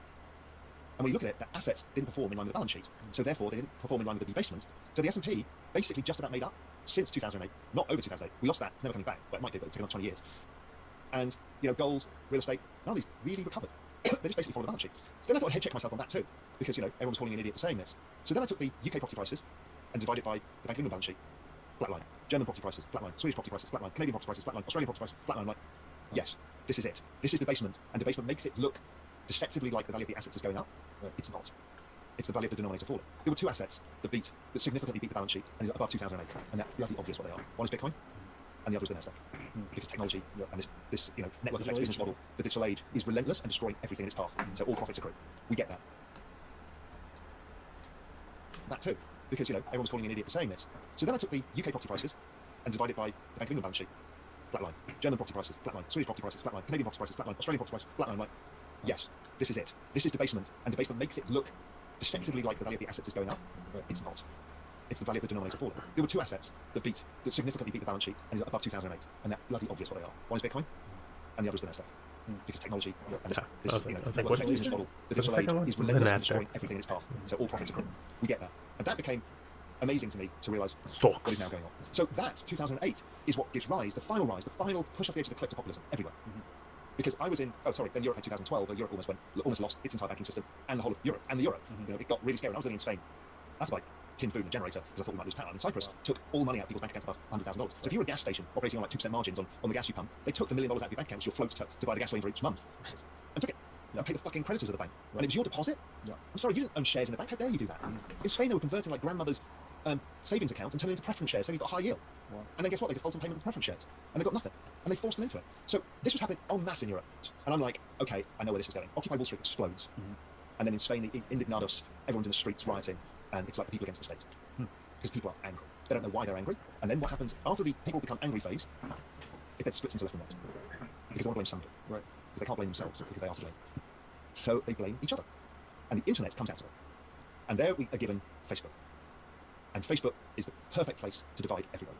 And you throw in the Russians who understand this, and they start using bots to drive apart people. People who are logically centrists. They could be left and right, but they can have a discussion over dinner, Now they absolutely hate each other and think it's intolerable, and one's a communist and the other's a fascist. That's what we got to. And that came out in 2008. Because people now realise that they were never going anywhere. That social contract, the contract of the government and the people, had failed. And I don't think the government could ever admit it. Don't forget, over in Europe, we've got another system issue that we haven't yet faced based on this. Is how the hell are we going to pay for the healthcare? It was a lovely idea to give free healthcare. But that's a bill we can't pay when these baby boomers go through to death. In the US, you've got the other problem. Everybody's like raging against the health insurance. Why is health insurance high? Because the baby boomers are going into their aging phase where they're becoming ill. So you're drawing on your health benefits. So obviously, if you report robbery at your house, 5 months in a row, guess what? Your house insurance is going up. So it's a function of demographics. And the other one that killed people was the millennials got killed by education costs. I grew up in a world of free education, but they took that all away because the baby boomers got too much debt, so they couldn't pay for. The governments couldn't pay for all of this anymore. So they forced everybody else to pay for their own bloody education at ridiculous rates. And adding the student loan debt on top of that, which is non-dischargeable in bankruptcy. So it's almost like they took a complete zig from the zag there, with the complete opposite direction from free education to indentured servitude for education. Yeah. So what you've then done is force up education costs. Education CPI has been falling now for a while because guess what? The 86 million millennials have now left university. Yeah, and the Gen Zs are smaller, so it's cheaper, right? It's demographics again. But two other things go on. One is because it makes those companies rich, they start lobbying to protect their monopolies, which makes people angry. Again, food lobby, the oil lobby, the healthcare lobby, all of these people. And that became amazing to me to realise what is now going on. So that, 2008, is what gives rise, the final push off the edge of the cliff to populism everywhere. Because I was in, when Europe had 2012, where Europe almost lost its entire banking system and the whole of Europe. And the euro, it got really scary. When I was living in Spain, I had to buy tin food and generator because I thought we might lose power. And Cyprus took all the money out of people's bank accounts above $100,000. So if you were a gas station operating on like 2% margins on the gas you pump, they took the $1 million out of your bank account, which you're floats to buy the gasoline for each month, and took it. And paid the fucking creditors of the bank. And it was your deposit? Yeah. I'm sorry, you didn't own shares in the bank. How dare you do that? In Spain, they were converting like grandmother's savings accounts and turning them into preference shares, so you got high yield. Wow. And then guess what? They default on payment with preference shares. And they've got nothing. And they forced them into it. So this was happening en masse in Europe. And I'm like, okay, I know where this is going. Occupy Wall Street explodes. And then in Spain, indignados, everyone's in the streets rioting, and it's like the people against the state. Because people are angry. They don't know why they're angry. And then what happens after the people become angry phase, it then splits into left and right. Because they want to blame somebody. Right. Because they can't blame themselves, because they are to blame. So they blame each other. And the internet comes out of it. And there we are given Facebook. And Facebook is the perfect place to divide everybody. And you throw in the Russians who understand this, and they start using bots to drive apart people. People who are logically centrists. They could be left and right, but they can have a discussion over dinner. Now they absolutely hate each other and think it's intolerable, and one's a communist and the other's a fascist. That's what we got to. And that came out in 2008. Because people now realise that they were never going anywhere. That social contract, the contract of the government and the people, had failed. And I don't think the government could ever admit it. Don't forget, over in Europe, we've got another system issue that we haven't yet faced based on this. Is how the hell are we going to pay for the healthcare? It was a lovely idea to give free healthcare. But that's a bill we can't pay when these baby boomers go through to death. In the US, you've got the other problem. Everybody's like raging against the health insurance. Why is health insurance high? Because the baby boomers are going into their aging phase where they're becoming ill. So you're drawing on your health benefits. So obviously, if you report robbery at your house, 5 months in a row, guess what? Your house insurance is going up. So it's a function of demographics. And the other one that killed people was the millennials got killed by education costs. I grew up in a world of free education, but they took that all away because the baby boomers got too much debt, so they couldn't pay for. The government couldn't pay for all of this anymore.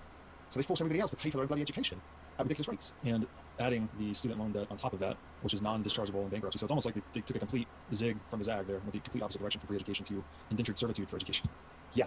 So what you've then done is force up education costs. Education CPI has been falling now for a while because guess what? The 86 million millennials have now left university. Yeah. And the Gen Zs are smaller, so it's cheaper, right? It's demographics again. Is it not funny that, I knew he was going to say this eventually. Like, I've never seen this before, but I knew he was going to say that shit. Like, I'm like, that's just actually what happened. But baby boomers got too much debt. So and like, after I realized what happened, I didn't realize what was happening when I was in school. Pay for their own bloody education at ridiculous rates. And adding the student loan debt on top of that, which is non-dischargeable in bankruptcy. So it's almost like they took a complete zig from the zag there, with the complete opposite direction from free education to indentured servitude for education. Yeah. So what you've then done is force up education costs. Education CPI has been falling now for a while because guess what? The 86 million millennials have now left university. Yeah. And the Gen Zs are smaller, so it's cheaper, right? It's demographics again. But two other things go on. One is because it makes those companies rich, they start lobbying to protect their monopolies, which makes people angry. Again, food lobby, the oil lobby, the healthcare lobby, all of these people, and the financial lobby clearly want to protect their power now because they've made the most money out of this. But around 2010, another catastrophe happens. The baby boomers can't afford to retire. Only the rich can, so they're leaving the labour force participation rate and others being marginalised. So they're still in the labour force. And now the bloody 86 million kids are. They had too many kids. So now you've got the two largest demographic bulges in all recorded history in the labour force at the same time. And technology is exploding. What do you think is going to happen to society? Do you think this is a smooth thing? No, this is the fourth turning. Right. And the fourth turning is the transition of power from one demographic to the other. Wow. And that is what we're playing out now. And that is going to be the destruction of the rules-based global order system and a rebuilding from scratch. That is the rise of crypto. That is the rise of blockchain. That is the wholesale change. And what is going to come in politics? Maybe not what people want to hear, but it's coming. And you can't almost avoid it. So that's the next part of the story. But the whole story so far has kind of been built on this whole demographic boom that came out of World War I, that led into World War II. And nobody realized this was coming. And everybody's kind of been rational in the process and become wildly irrational. And now we're at a state where we hit the pandemic. Now in the pandemic, remember there's always a debt bubble somewhere. So after 2008, that was the end of the household debt bubble. We still have the student debt bubble because the millennials hadn't left. So that's going on. But what we get is the new one, which is the corporate debt bubble. So corporate debt explodes because they do access to the credit because it's easy for them to get. And so you end up with a bunch of companies that are basically zombies like General Electric and AT&T that are ridiculously in debt, but they can continue to pay the debt because interest payments are almost nothing. Right? So you do that and you ignite the corporate debt bubble. So we go into the pandemic and the Fed figure this out very fast. They're like, we cannot, if we've got a government debt bubble, a household debt bubble, and a corporate debt bubble, and a financial debt bubble, nothing in collateral can go down. If it goes down too long for the mark-to-market, we're all done. This is the game we're now in. So there can be no default. We've left the world of supply and demand economics and moved into a world driven predominantly by central bank policy, is what you're saying. Well, yeah, and what they're doing is the rational thing. Yeah. Is if we don't do this, everything's gone. And everybody's out of a job. And all wealth is destroyed. And the pension system's destroyed. Everything's gone. Yeah. It's gone too far. It went too far in the 80s. Right. So we can't look back now and change this. Whatever we want to be, however Austrian we want to be, it can't happen. Because everything is gone. Ultimate rock and a hard place. Right. That's right. Either So what they end up doing, deflate, or they just continue down this path towards crack up boom or some other social upheaval. Yep, and they could have probably got away with it as late as 97, 98, the Asian crisis, but they didn't. And I don't understand why then. They should have let whatever banks over-levered, lending to emerging markets, get into trouble, merge, let the free market take care of it. That was probably the last unforced error, where they didn't have to do it. The others were kind of logical because everything got too far.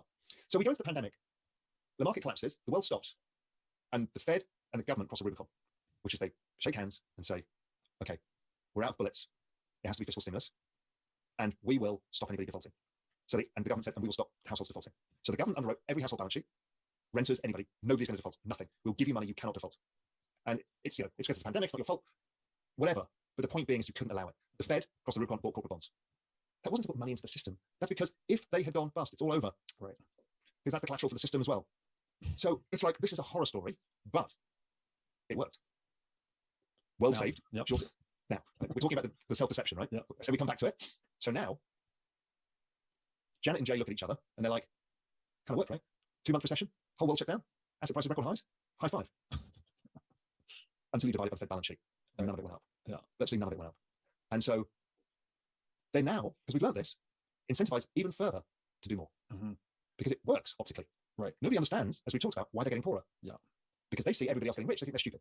Something that they're making mistakes, something's wrong, or politics, or whatever, right? Yeah. So now the money element of this is becoming the larger driver, where nobody can get onto that ladder of making their money, and the time is ticking for these boomers to be able to retire. The household balance sheets look great because that was the other big thing, couldn't let the pension system go bust. Right. Because then we break a promise to all of these 76 million boomers. Yep. So they basically delivered this to the boomers and screwed the millennials. The thing, what's jumping out at me here is the utter destruction of feedback loops. So we're debasing and easing currency supplies is destroying entrepreneurial feedback loops in terms of price signals. But then you're making the point that even Jay and Janet themselves are emboldened in their own action. They think what they did was effective and worked, so they are more likely to take similar and even more extreme actions next time. So there's this total divergence between economic reality and perception, driven by debasement of money. Yeah, exactly. So the other thing that happened is basically everybody's capped bond yields. Even if we have a period of inflation, bonds are not going up in yield because they will do what they did in the 1940s, which is cap them, yield curve control, which is another way of financial repression, which is this is what this is all the story of, right? It's financial repression used to pay the issues caused by the population boom. So financial repression is trying to run inflation hotter than bond yields for an extended period of time because you deflate your debt away. So bond yields are never going up. So they're pinned around zero, between 0 or call it -1% and up 2%, because negative interest rate is another part of this whole financial repression equation, right? Yeah. And it's all about the same thing. Nothing is out of whack with that. So that whole financial repression has left bond yields flat. There's no return to be had. It's basically like cash, right? So you must just hold in a bank account. But that gets eroded by the debasement of the currency. So that doesn't really work. The other thing that's happened, if people notice, is there's been a lot of people screaming the dollar's going to collapse and the dollar's going to rally. And what's happened is the dollar, in defined by the DXY, the dollar index, has traded sideways for 7 years. Currency volatility is gone because every central bank is doing the same thing. It's not a story of the United States, it's a story of every developed country on earth. So all of their currencies are in line with each other because all the way, the old world of looking at relative currencies, that's basically nothing. So you don't have a currency market that operates, you don't have a bond market that operates, you don't have a credit market that operates. So what you've created is free capital, and that's created a technology boom. Great, except that's going to destroy the jobs of these millennials, and there's nothing you can do about it. And so it is a big, big mess. And it's been in the making for 100 years almost. Well, almost exactly 100 years. That's the issue with these demographic things, because you can never turn them. You can't change it. You cannot change the fact that China's population is now shrinking. You just can't change it. So China's trend rate of GDP is going to collapse, and they're going to be stuck with this massively indebted society and a smaller population. And Japan has the same. Japan has household savings, at least. China's got debts up to its eyeballs. So we're all in this boat together. And the answer, if you or I were put into the central bank, we can all scream about it on Twitter all day. But nobody's going to press the mute button now. You can't do it. Right. You just simply can't do it. Because that's like the Argentina crisis. That's a total wipeout of household, corporate, government net worth. Okay, so one pattern I'm detecting here is this debasement was blowing bubbles into equities, as we saw in the run up to 2001. Then we saw it in real estate in 2008. Where we are today, it looks like they're just directing this into government bonds. Aren't we blowing a bubble into U.S. Treasuries? No, I don't believe so. Because as we mentioned, demographics define CPI and GDP growth. Bonds are basically GDP plus inflation, long-term inflation. So what bonds are telling you is GDP plus inflation is going to average out over the next 10 years at 1.7%. Sounds about right to me. Call it 75 basis points inflation, 75 basis points GDP growth. That'll be in line with Japan. Whichever the mix is going to be, because you can't. Demographics is the truth. Right. You can't change that. You can't change any of this. So once you've got this, we need to figure out what we can do. So what I've explained is, I think bonds are actually rational, and because of these demographic factors. I think they're rational around the world. They look like they're manipulated. They can't spike in these cyclical phases, but the secular phase they continue. But what I've actually laid out for you is my entire macro framework, the framework I've been building for 30 years. And it was only in this last recession that I realized that one part of my framework was wrong, which was that I thought the insolvency could happen. I thought that the pension system, equity market could fall, and that would be the phase as the boomers sold out, that it would bring the equity market lower. There is a possibility you're going to get periods of sideways, as people sell and there's no central bank excess printing going on, so you get these sluggish periods. But it's almost impossible to allow the asset side of the balance sheet fall. Right. They would basically annihilate the currency through debasement before they would let that happen, is what you're saying. What other choice do you have? Right. In the current construct. The choice they have made is interesting, and we'll come on to that, which is fiscal stimulus. And that could work. It works in the 1940s and 50s, based on very similar debt types, but not as big, but high debt burdens. Give it a 20-year period, stimulate the economy, run up government debt, but the economy stimulated enough because of the baby boomers to rise GDP growth enough that the debt became much less in percentage of GDP terms. That trick's not going to come again now. Right. But fiscal does help, or where it's going does help. Fiscal's a blunt tool, much like monetary policy, because it kind of sprays to everybody. But what we're getting is something different, which is going to be behavioral incentives driven by fiscal policy using central bank digital currency rails, programmable money. And we'll come on to that in a bit as well. But if you go back then, so 2008, another era-defining thing happens, which is the Satoshi White Paper, right? That's all a function of this. It's all a function of the same thing. And I think this whole thing ends with a... So it's blinking. Let's get down to the last portion of this talk. After this talk, I'm probably going to take a very short break for like 5 minutes or something like that. And then we're going to listen to a few other people, like market terminology and stuff like that. Then we'll get to some gaming for the day. I think I'm going to save the blockchain gaming for late night, like after/around when I'm doing the design work. So I want to stay up tonight. But we'll jump into, I'm like, it's probably going to be Halo. I feel like I need to like promote Halo some more and stuff like that. Xbox and Halo games. I said, but that's just because I want to, like, I'm starting to itch to like, want to play some Smash Bros, but Halo just came out and we're doing event stuff around it and stuff like that. Don't really know the game and shit like that because I hadn't played it in like a decade.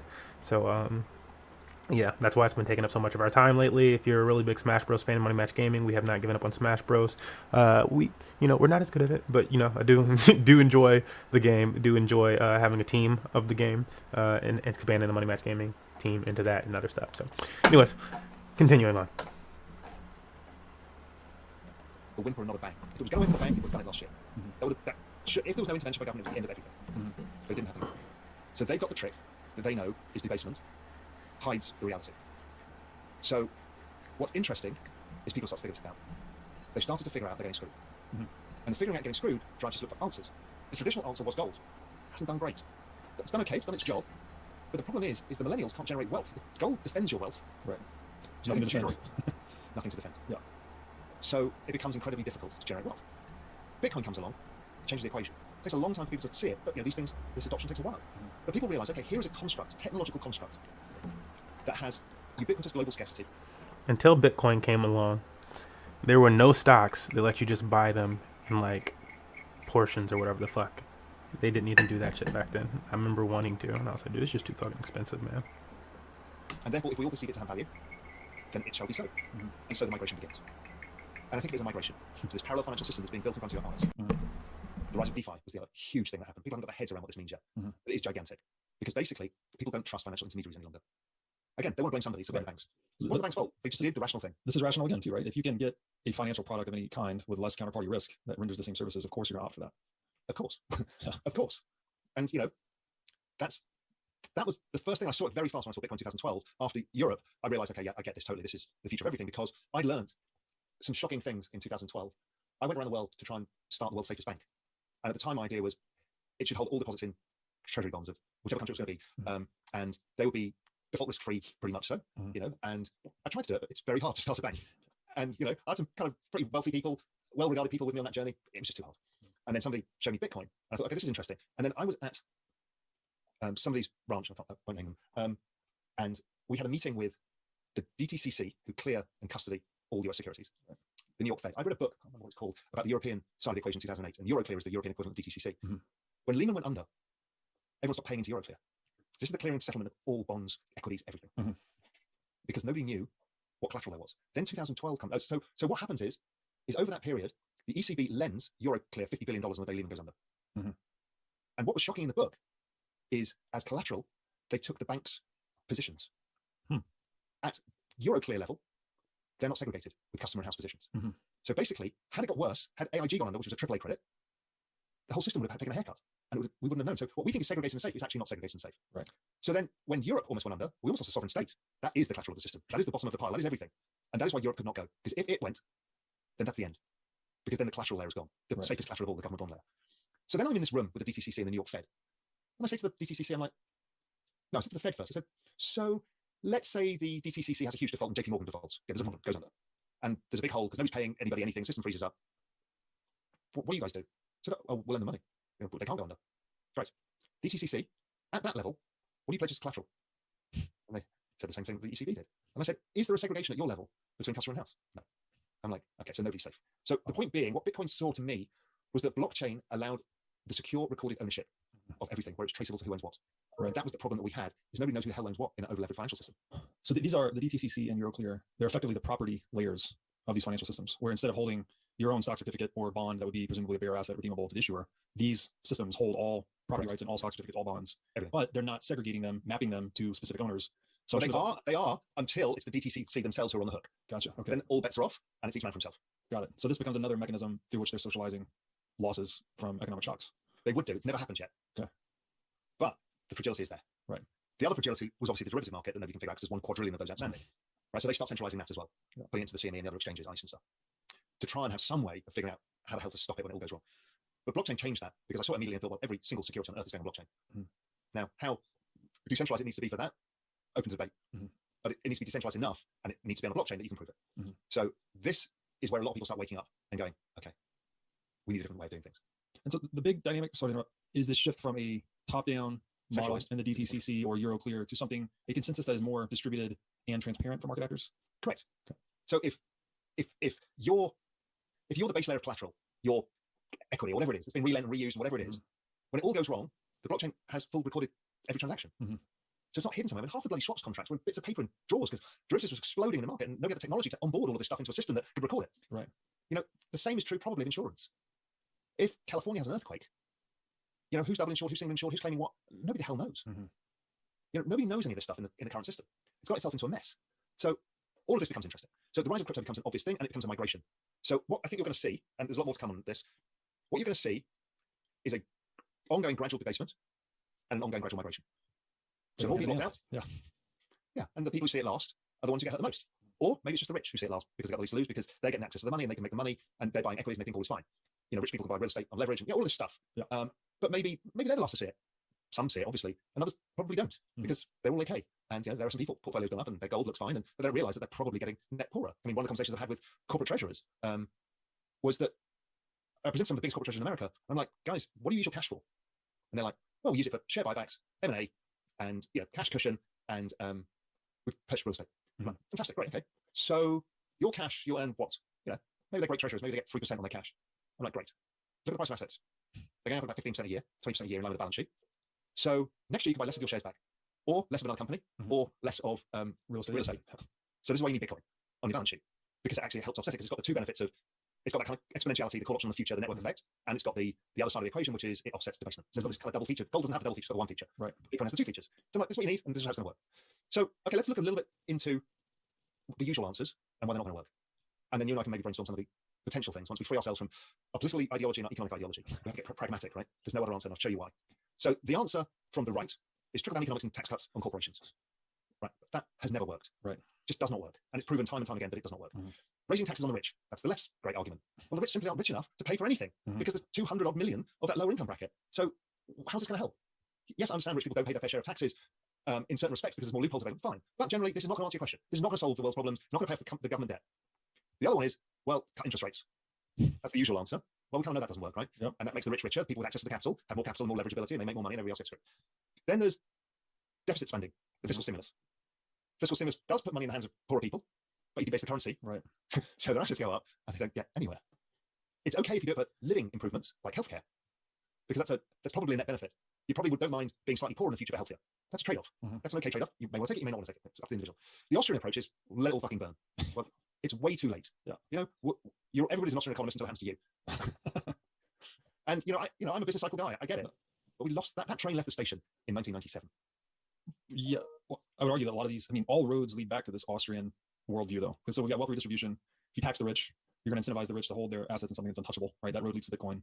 Trickle down economics, more debasement. That road leads to Bitcoin. Cut rates, more debasement. That road leads to Bitcoin. Or you have this deficit spending, fiscal stimulus, also creates debasement, which leads to Bitcoin. So I have a very hard time seeing how this doesn't end in a more Austrian world. Yes, but the Austrian view can't prevail right now in terms That's right. It has to blow itself up, or I agree. Or whimper itself out. Yes. Instead of step back and let it burn, this thing is going to gas its own fire until there's nothing left of Bitcoin. It's going to play out. Yeah. However, even further, to push out the payments of pensions and All right, almost finished with this thing. There's too many people in the workforce as it is, as we've kind of proven in this discussion. So those are the normal ways of doing it. Can I ask you a question? Is there an Smash incentive embedded on Bros. this for population I reduction? know. I might Of course get down there to is. some later tonight or something. Everywhere. So Americans have the smallest, and here is the self-balancing mechanism of humanity. Because what is about to happen is the exponential age, where technology takes over. I want to try to do like a free-for-all type of job and half the high jobs. Halo This is Infinite what we night, have just to see how it does with crowd And engagement. so that whole thing comes, and if you get it right, and here's the optimism, your GDP per capita explodes because the population shrinks. So millennials are not having kids in the same numbers, and nor will Gen Z. And we've seen it in Japan, we've seen it in Europe, every Asian country, same. So all should start at $5. I think we'll probably peak out at 9.5 billion people, Go 10 billion up. people globally, and then we're probably likely to decline for however long, a few hundred years, whatever it may be, because robots can replace humans, so we don't need humans. So humans on a simple level will just say, well, I can't afford to have kids, which has been partly what's going on. That's what happened, particularly in Europe. And then it becomes, well, I don't know what job I've got. And poorer countries don't need as many humans to look after family units for income and all that kind of stuff. So that whole equation changes with technology. Technology is going to change a lot of this. And within that, I think is where some of the potential optimism can lie. And I think the optimism comes for me for two things. One is the formation of online nation states, which I think are communities. You see me talking a lot about community tokens and all of this stuff. You know, if you think of Bitcoin as an online nation state, that would be true. And there will be other nation states. The moment that Facebook tokenized, even with DM, they have their own system of money, they have their own rules, organization, mission. That's a complex adaptive society, and that's a nation state. 3.5 billion people is the largest nation state on earth. How powerful is that? This is why everybody's bloody terrified of Facebook having their own currency. Right. So they have to peg it to the dollar. Right? Because that's a nation state. So, but we've created the foundations for nation states. And where this is all going is the metaverse. The metaverse is discovering the Americas again, or even a new solar system. What you're doing, if you think of the world as constrained by its own GDP, because of humans, productivity, resources, the metaverse is none of that. So there is a possibility that the metaverse allows us, people, to earn incomes in a world free of the constraints, free of the debt shackle, in this new world of crypto that allows us to create our own world in the way that we want it. And they kind of, if you go to its logical conclusion, it's kind of, we create our own fake world, however we want it to be. And you can live in whatever world you want. Like, you and I will live in different online worlds. You'll be on, one social media site, I'll be in the other, we'll be reading different articles. We live in different worlds already. Right. Our worlds overlap quite a lot, but we live in different worlds. Yeah. But sooner or later, I can be in a room with different people, and they can be all around the world. And they can all be all like-minded, which creates all these splits and a realignment of what states are. And this whole thing of this fourth turning is, we're going to a very, very different world, much like the post-British Empire world was very different to that world. You know, Raul, here you're speaking to my soul, actually, because ever since I started playing massive online multiplayer games when I was 13, that was 25 years ago, I was 11, I had this deep intuition that this was going to be where the world was going. So there were just so many factors that could be economized in the digital world that you can't do in the real world. There's a lot of advantages. And now that we see tech becoming increasingly immersive, too, like right now we're still talking to a screen, I'm looking at a laptop, we're Yeah, but this, still on we've our phone a done lot. this 2 years ago, we've done it in studio together. Right, exactly. We've already transitioned to this is normal. Yes. So there's been this accelerant on the use of digital technology, but now the immersiveness of digital technology is also growing in tandem. So my long-standing thesis for the world is that the real world is becoming a video game. And so to hear you say that everything's headed into the metaverse, that resonates with me very loudly. So the question you and I need to think about is, okay, a full immersive metaverse experience is 15, 20 years away. Now, the metaverse is not one place, it's not one thing. Right? I think there's like this digital fluidity where we can move around, we do our things, we live in the real world, in this digital world, augmented reality, virtual reality. That's all coming, we know that.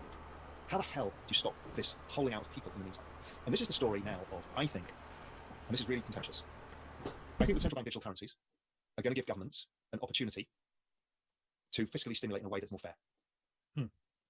because I think they can therefore put money in the right people. We have to go towards a UBI world whether we like it or not, until we can replace that income by metaverse and other income. We're seeing it. People earning money in Axie Infinity. There's stuff going on. Yeah. We're just not there yet. How do we get through this next 15 years, right? That's what I'm really worried about. This next 15, 20 years is about as hard as it comes. Mm-hmm. We're going to have deflationary forces on a gigantic scale. Jobs are going to be replaced.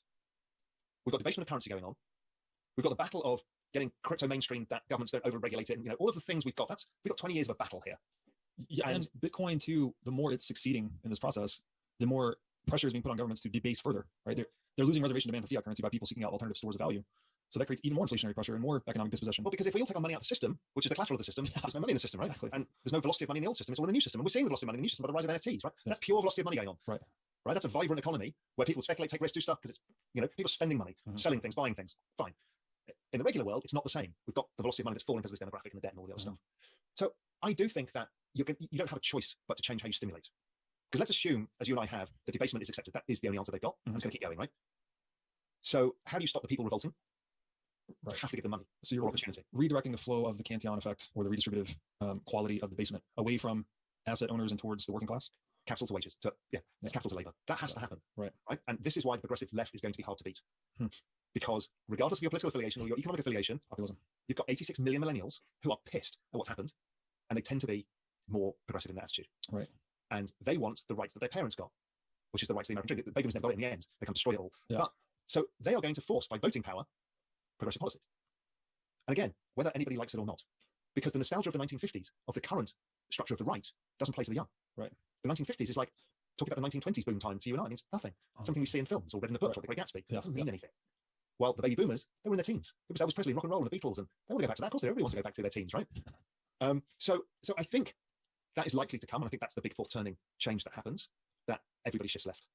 Let me ask you a question about this. So the metaverse, if this emerges in the way that you're describing, becomes something that's much more, let's call it mainstream, I guess, isn't this also simultaneously awakening people from the illusion of the nation state to a large extent? Because you're moving into this alternative reality that has its own money, has its own rules, has its own system. And you start to look at the system you have in the physical world in a very different way as a result. Whereas right now, it seems like people are largely blind to this, kind of hidden in plain sight. Do you think that's going to contribute to changes in perceptions, attitudes, the way we organize ourselves? I think it's a layer on top of the nation state. The nation state ends up being your foundation layer, and you can move. You can be less nervous of moving because that passport doesn't mean everything in the end. So I don't just think we'll think about it very differently. We'll think of it, and you could see it forming online, particularly around crypto and NFTs and these communities. As people are forming communities of people. Right? Whatever that end state ends up being, irrelevant. The point being is this is where it's going and fast. And I think you're right. How will people think about nation state? Can nation states survive in this? Is Facebook the nation state? Right. Will Epic Games be the nation state? Are nation states distributed? Are they? I don't know, but it's fascinating and how are nation states when robots or the kind of heading towards a singularity, obviously in all of this? Yeah. What is a nation state? He holds the power. I don't know. And there's a dystopian version of this, and there's a utopian version of this. Yeah. And humans will probably walk the middle line as we always do, and we'll fit between one and the other. But it's this period of the 20 years that I'm worried about. But the sooner we all start migrating, which you and I did a while ago, the easier it becomes to see that the emperor's got no clothing. The easier it is to realize, stop waiting for the big bang. Understand what the game is. The game's not what you want it to be. The game's what it is. You have to play the game you're given. Well, too many people spend so long angry that the game is not being played as they want it to be. Right. Nobody cares. Right? This is why everybody imposes their politics on everything. Nobody cares. The game is what's being served to you. You deal with that. Play the hand you're dealt. I think it's excellent advice. And it's just occurring to me, by just denominating yourself in Bitcoin, you are able to see the truth of what's going on. Like to your point, this boom in the equities market, like it goes away when you denominate yourself accordingly. It also lets you participate in this price deflationary reality of the new digital universe, right? If you're just denominating yourself in Bitcoin, things are getting cheaper, life's getting easier. So it's funny to me, like it really does seem like we've diverged from truth significantly with all these economic machinations. And now the digital world is just kind of throwing water over it and it's like revealing truth again. Yeah, I think that's right. I'm not sure what a deflationary world does to other aspects of being human. Because it almost stops all spending. Because your money becomes the savings, the asset now. Right. If your money is the asset, then you don't buy anything. You invest maybe, right? So you trade off from consumption to investment. Why invest if your money goes up? You don't do anything. Velocity of money could go to zero if you're not careful. That's the only thing I can't get my head around is how do you stop velocity of money going to zero? Which is what happened in Japan. Yeah. So I guess the general theory in Bitcoin at least is that if it reaches a maturity, it's only appreciating whatever your number 2-3% a year in tandem with global GDP or equivalent. And so you would want to invest to outperform that. Yeah. The problem is between here and there. Oh yeah. From here to there, it probably goes to zero and Bitcoin eats everything. And that's actually quite problematic. Because right now, as I keep saying, is while I invest outside of crypto, I cannot see anything that's going to give me that rate of return. So my money's not coming back into the financial system. Yes, I have a few lifestyle things that I do, get your house and buy a new car and stuff like that. But on balance, I'm not even investing in the regular economy. Nobody's getting my money. But that's interesting. Nobody's thinking that through. Right. What happens to all this capital that's sloshing around for startups and everything else? Well, the exponential age does mean that there is a chance that that stuff performs extraordinarily. All of these technologies, from genetic sciences to AI to space to all of this stuff, they're all network effect businesses and they're all gigantic. So there is a chance that you can still continue to earn supernormal profits that will at times compete with the with Bitcoin and will exceed it at certain points in time. And that's great. That drives innovation. And that's because the free market ain't going to solve it. It's going to solve it the wrong way. It's going to solve it with a total accumulation of wealth. So that's the utopian dystopian dial here. Is the more decentralized this transition is, the better it is from an equality. I don't want to say equality. That word is so loaded. From a more fair outcome standpoint versus all of this wealth and power being accumulated into the hands of whoever provides the tech. Yeah, but how do you stop that? Yeah, I don't know. These are the hard problems, right? Because the technology is coming and nothing can stop it. Capital is now free and it's not going up. The cost of electricity is going to collapse and it's not ever going up again. Yeah, sure, it goes up because of the price of oil and supply shocks, but over time we know what's happening. So somebody's going to get immensely rich. Now we can all invest in the exponential age. We can all have crypto. There's things we can do, but I can't get my head around where the power goes here. I get it in the metaverse. If we get Tim Sweeney's world, it's a nicely distributed, place where everybody has a share of it. Yeah. If it's Zuckerberg's world, and there will be many of these worlds, well, Facebook has the power. Yeah. But who owns the AI and the robots? This is what nobody's figuring out. Because if they've replaced all mankind's productivity, how do humans get money? Well, we figured they can earn it on the metaverse, but don't forget, AI works in the metaverse too. Right. So there's going to be an arms race there. It's a tough old place for humans. Yeah, I mean, presumably this far into the digital age, we've seen the open network outcompete closed networks, and that the internet outcompeted intranet. So presumably the open network would continue to outcompete, which would mean a lot of this value would flow into something like Bitcoin. But there is that issue of, I guess, capturing the value that's created in this transition is very unclear to me. Yeah, and this is the thing I've got. So Bitcoin fine, we use that as a layer. We've got it, right? It's there, it's working. So we've got that. We've got the fall in electricity. We've got the accelerating technology. So these are net good things generally. We've got the lowering of population, which means GDP per capita can begin to rise again at some point. So that all feels okay. We've got the metaverse, but it's been in the middle. It's like, if the world is being run by AI, can that be distributed? I don't know. How does that work? How do the robots work? Because in 20 years' time, we've got robot vacuum cleaners. In 20 years' time, we've got robot fucking everything. Who owns them? This is where it gets so confusing to me, because if it is this AI running the world, again, presumably that would be something that's hopefully open source. I mean, I guess if it's fully closed source and it's AI running the world, whoever owns that source code is the dictator of this metaverse of digital world. But it's an arms race then. So anybody who creates the best AI, like Renaissance Capital did it in financial markets, they take all the supernormal profits. Yeah. Even if the ending result is a distributed network, there are going to be parts of that network, which is we're seeing in the internet now, where winner takes everything. Yeah. Winner takes everything for periods of time. I mean, the very concept of ownership and property gets called into question here too, because if there's some kind of super dominant AI, does it own itself? What does that even mean? Yeah, it does own itself, which is the singularity. If it owns itself, then it wins. Because, as we know, the horrible thing, and people are warning us and nobody's listening, is it will understand violence. And so we start again. Right. That is. Because violence is power, power is state and control and profits. Yeah. Well, it's scary. Do you think that, so you mentioned identification being a big deal, so that we can actually earn revenue with the digital. And also we can remain anonymous and move around. Yes. Use an avatar. Thanks for sharing that. I mentioned you at the beginning of this. You see the coupling here of identification, where you have a state ID, you have a non-state online alias, you may have an earned alias. We talk about these different nation states. I think they all require ID. Yeah. Now, whether your state ID is the verifier or not, irrelevant. Right. Because with zero knowledge proofs, you don't need to show it to anybody. Right. So I can exist in 3 parts of the metaverse with different personas. I can be a man, a woman, I can be an animal, and nobody needs to know. But when you come to me and say, "Are you real? Can I trust you with something?" You can prove it. Yeah. I can prove it without showing. That's incredible. I mean, this is going to have such profound impact on. I mean, the even idea of identity, nationalism. It's going to change us so much. Yeah, and this again just plays so well into that fourth turning. That book just kind of changed my life. Yeah. I must have read it 8 times. Wow. The last few chapters. Because it's like it was written in '96, God damn it. Yeah. And demographics is the future. And there it's all laid out and why, and it's playing out almost exactly. Wow. I gotta read this book. You've not read it? No, I've read The Sovereign Individual a few times, and I've heard The Fourth Turning is the other must read, but I've also heard that there's some overlap there. So, and I've not read The Sovereign Individual, which is I must do, but The Fourth Turning is amazing, and it explains it doesn't just explains what's going on, but it also makes you fear it less. Because you kind of accept, okay, we've got a societal change underway. So let's look at the future. And if we get the future right, we can invest in it, make money from it, and we can not fear it. I'm like, I be saying this to people, man. I'm like, yo, what happens after the Industrial Revolution, though? Like, after the revolution comes Renaissance. Everything's changing. I don't know. A lot of what you see online is fear of change, the anger. Yeah. Right? People are angry with each other. People are angry at Kathy Woods. Yeah. Why? How can you be angry with Kathy Wood? Why? Because she is somebody who's suggesting change, and people don't want it. People hate Elon Musk. Why? Yeah, he's got kind of dodgy accounting and all that stuff, but basically, it's because we're going behind the 1950s idea of your Ford Mustang V8, and it's a world something different, and we fear it. Why the energy? The fear of green energy? It's all fear of change, all of it. Right. Why do half the people pay Bitcoin? It's irrational. It's fear of change, fear of technology. Absolutely. Fear of technology, because we're going through the largest technological advance in all human history at the fastest pace we've ever seen. And it's only going to accelerate as we go through this exponential age. So that is going to shake society's foundations to its core. And we don't know how that's going to play out necessarily, but it's going to get ugly for a while because people didn't like skinny jeans. People didn't like the BlackBerry phone. People didn't like applications. People didn't like ringtones. I mean, this reinforces to me the importance. These are all things that people hated on heavy. And clearly, you've laid out a very in-depth look at how we got to here. But when we turn the lens and look forward, both you and I are like, I mean, this could go. I don't know. The possibility spectrum has just exploded. Yeah, and it can be terrible. It can be amazing. Yes. We have no idea how this plays out. Generally, what I've learned is humans tend to go from one to the other, Mhm. but we end up usually in the middle path. Mhm. But what that middle path is, when we've got such a massive change, i.e. robots, AI, people can live to 150 years old, what the fuck does that mean? That's an interesting one too. We didn't mention that, but yeah, the No. idea of life expectancy doubling or something like that. Yeah, well, if you read David Sinclair's book, Lifespan, I don't know if you've read it yet, it's unbelievable. So he's probably the leading age genetic scientist in the world. He's at Harvard, runs one of the teams at Harvard, read the book about it, and he's basically, well, from their work, age is a disease, and it's solvable. Wow. So he just thinks humans have a much longer lifespan than anybody realizes. So I think we're going to see an exponential. What his view is yet another exponential, this one in human life. Also, that means that you're less likely to have kids, again, for the same reason. Yeah. And then what happens to demographics then? I mean, I don't know. How do they earn money? I don't know. I mean, you know what else is funny is if cost of energy goes towards zero, like you're describing, finance and money and wealth and occupation, all of these things fall away as such an important component of our identity because you just won't need to work as much. Like in that world of near zero energy, you're working a couple hours a week to make ends So meet. then, this is another thing that many people actually in Silicon Valley are thinking through because they saw this years ago. None of us believed it. Mhm. They're like, humans going to have a purpose because right now our purpose is our work, Right.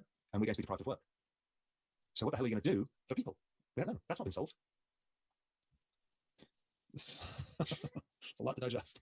It is, and it's all a function of demographics.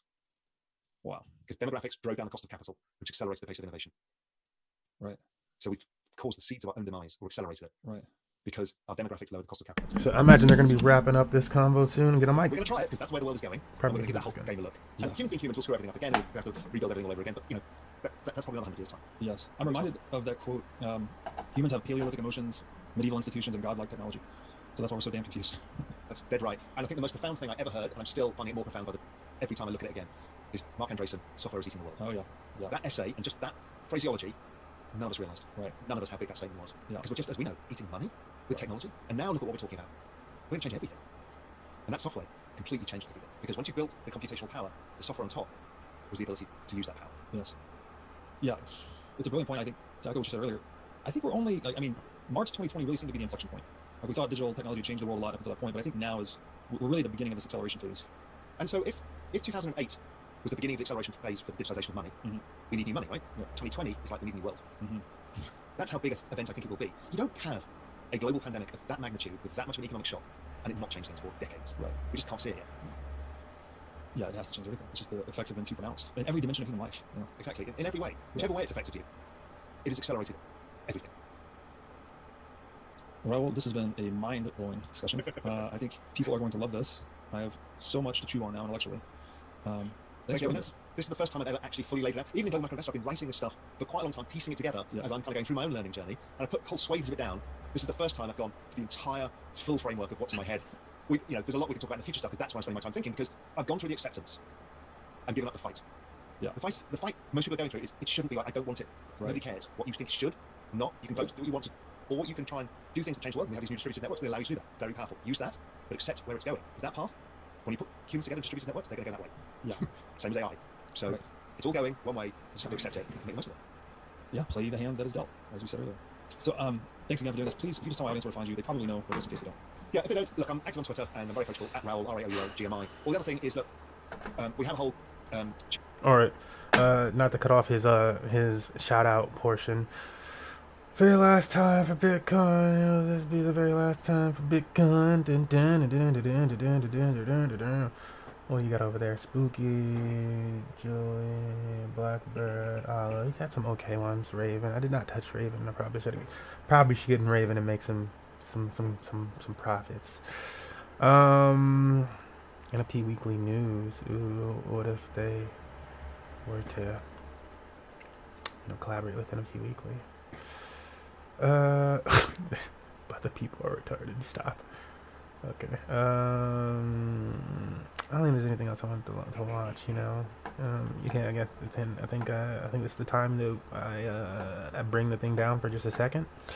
I come back up with a gaming title. I want to try something a little gaming fun.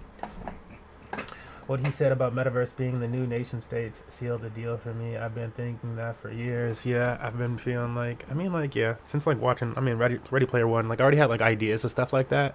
And then seeing because he's I feel like you do get that Breedlove was saying from playing MMOs and stuff like that. You're like, oh, what about if these were connected and you could transfer the items and stuff like that. And then I looked it up and I was like, oh, companies have come after people for this, but other people have actually built companies off of this type of shit too.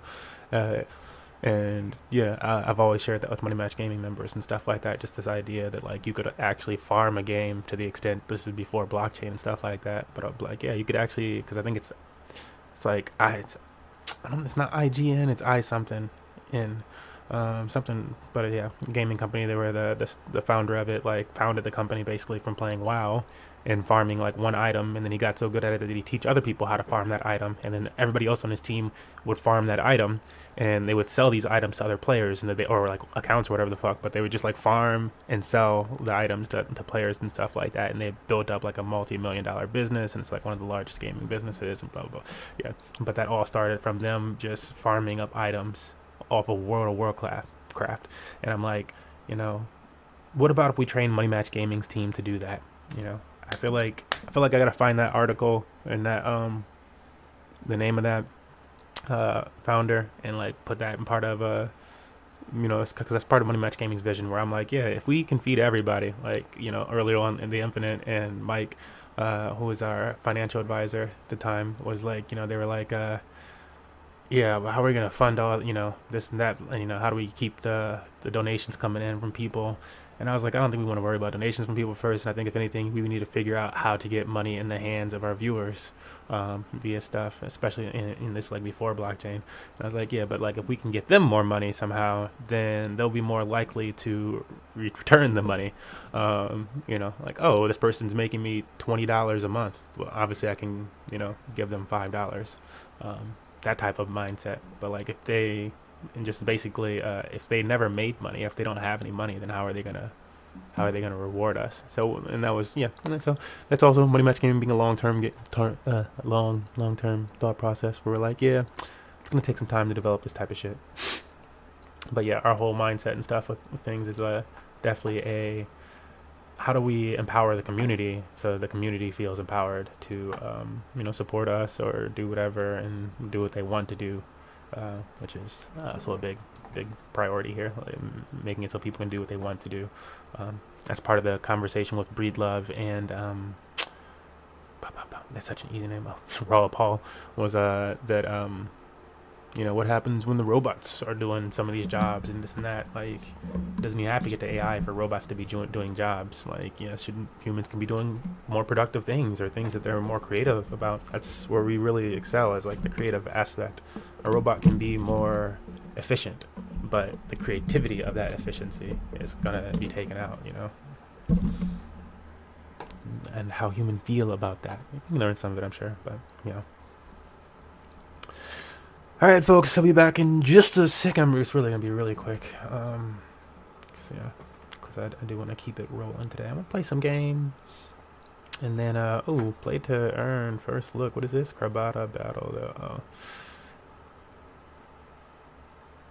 Yeah, I'm going to need Crabata to come down in price a little bit. In fact, I need to look at the Dayton Arena cost today. What's the market looking like in Dayton? Hold up. Take all over here real quick with me.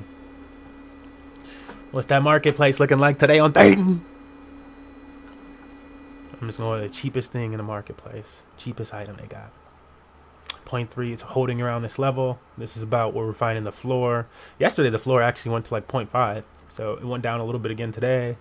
I'm looking to get another marksman. I want to get a SERP. Whenever I see a SERP, it comes down to a nice price. I want to get a SERP. I'm probably gonna buy a few other characters and shit like that too, SERPs and stuff like that, or whatever the fuck, so I can just send them to different accounts, because you can do a whole scholarship type of program off of this game. And I don't know how profitable it can be yet, because I haven't given it that time, but I like to give it that time and figure that out. So yeah, but yeah, this is the price of the cheapest things, and this right here is like a mystic skin, or mythical skin. So I'm gonna like wait till all these mythical skins, like eventually somebody like wants to sell one for the low, just buy up a whole bunch of mythical skins. Like, bro, like fuck that shit. Like, this is a pretty cool game. So buy that one and the next one, because bro, if I've learned anything about blockchain gaming and games that are good and can last and mythical fucking items, the rarest of the rare, that's worth a purchase. And these are all dumb cheap in that sense. All right, shutting it down.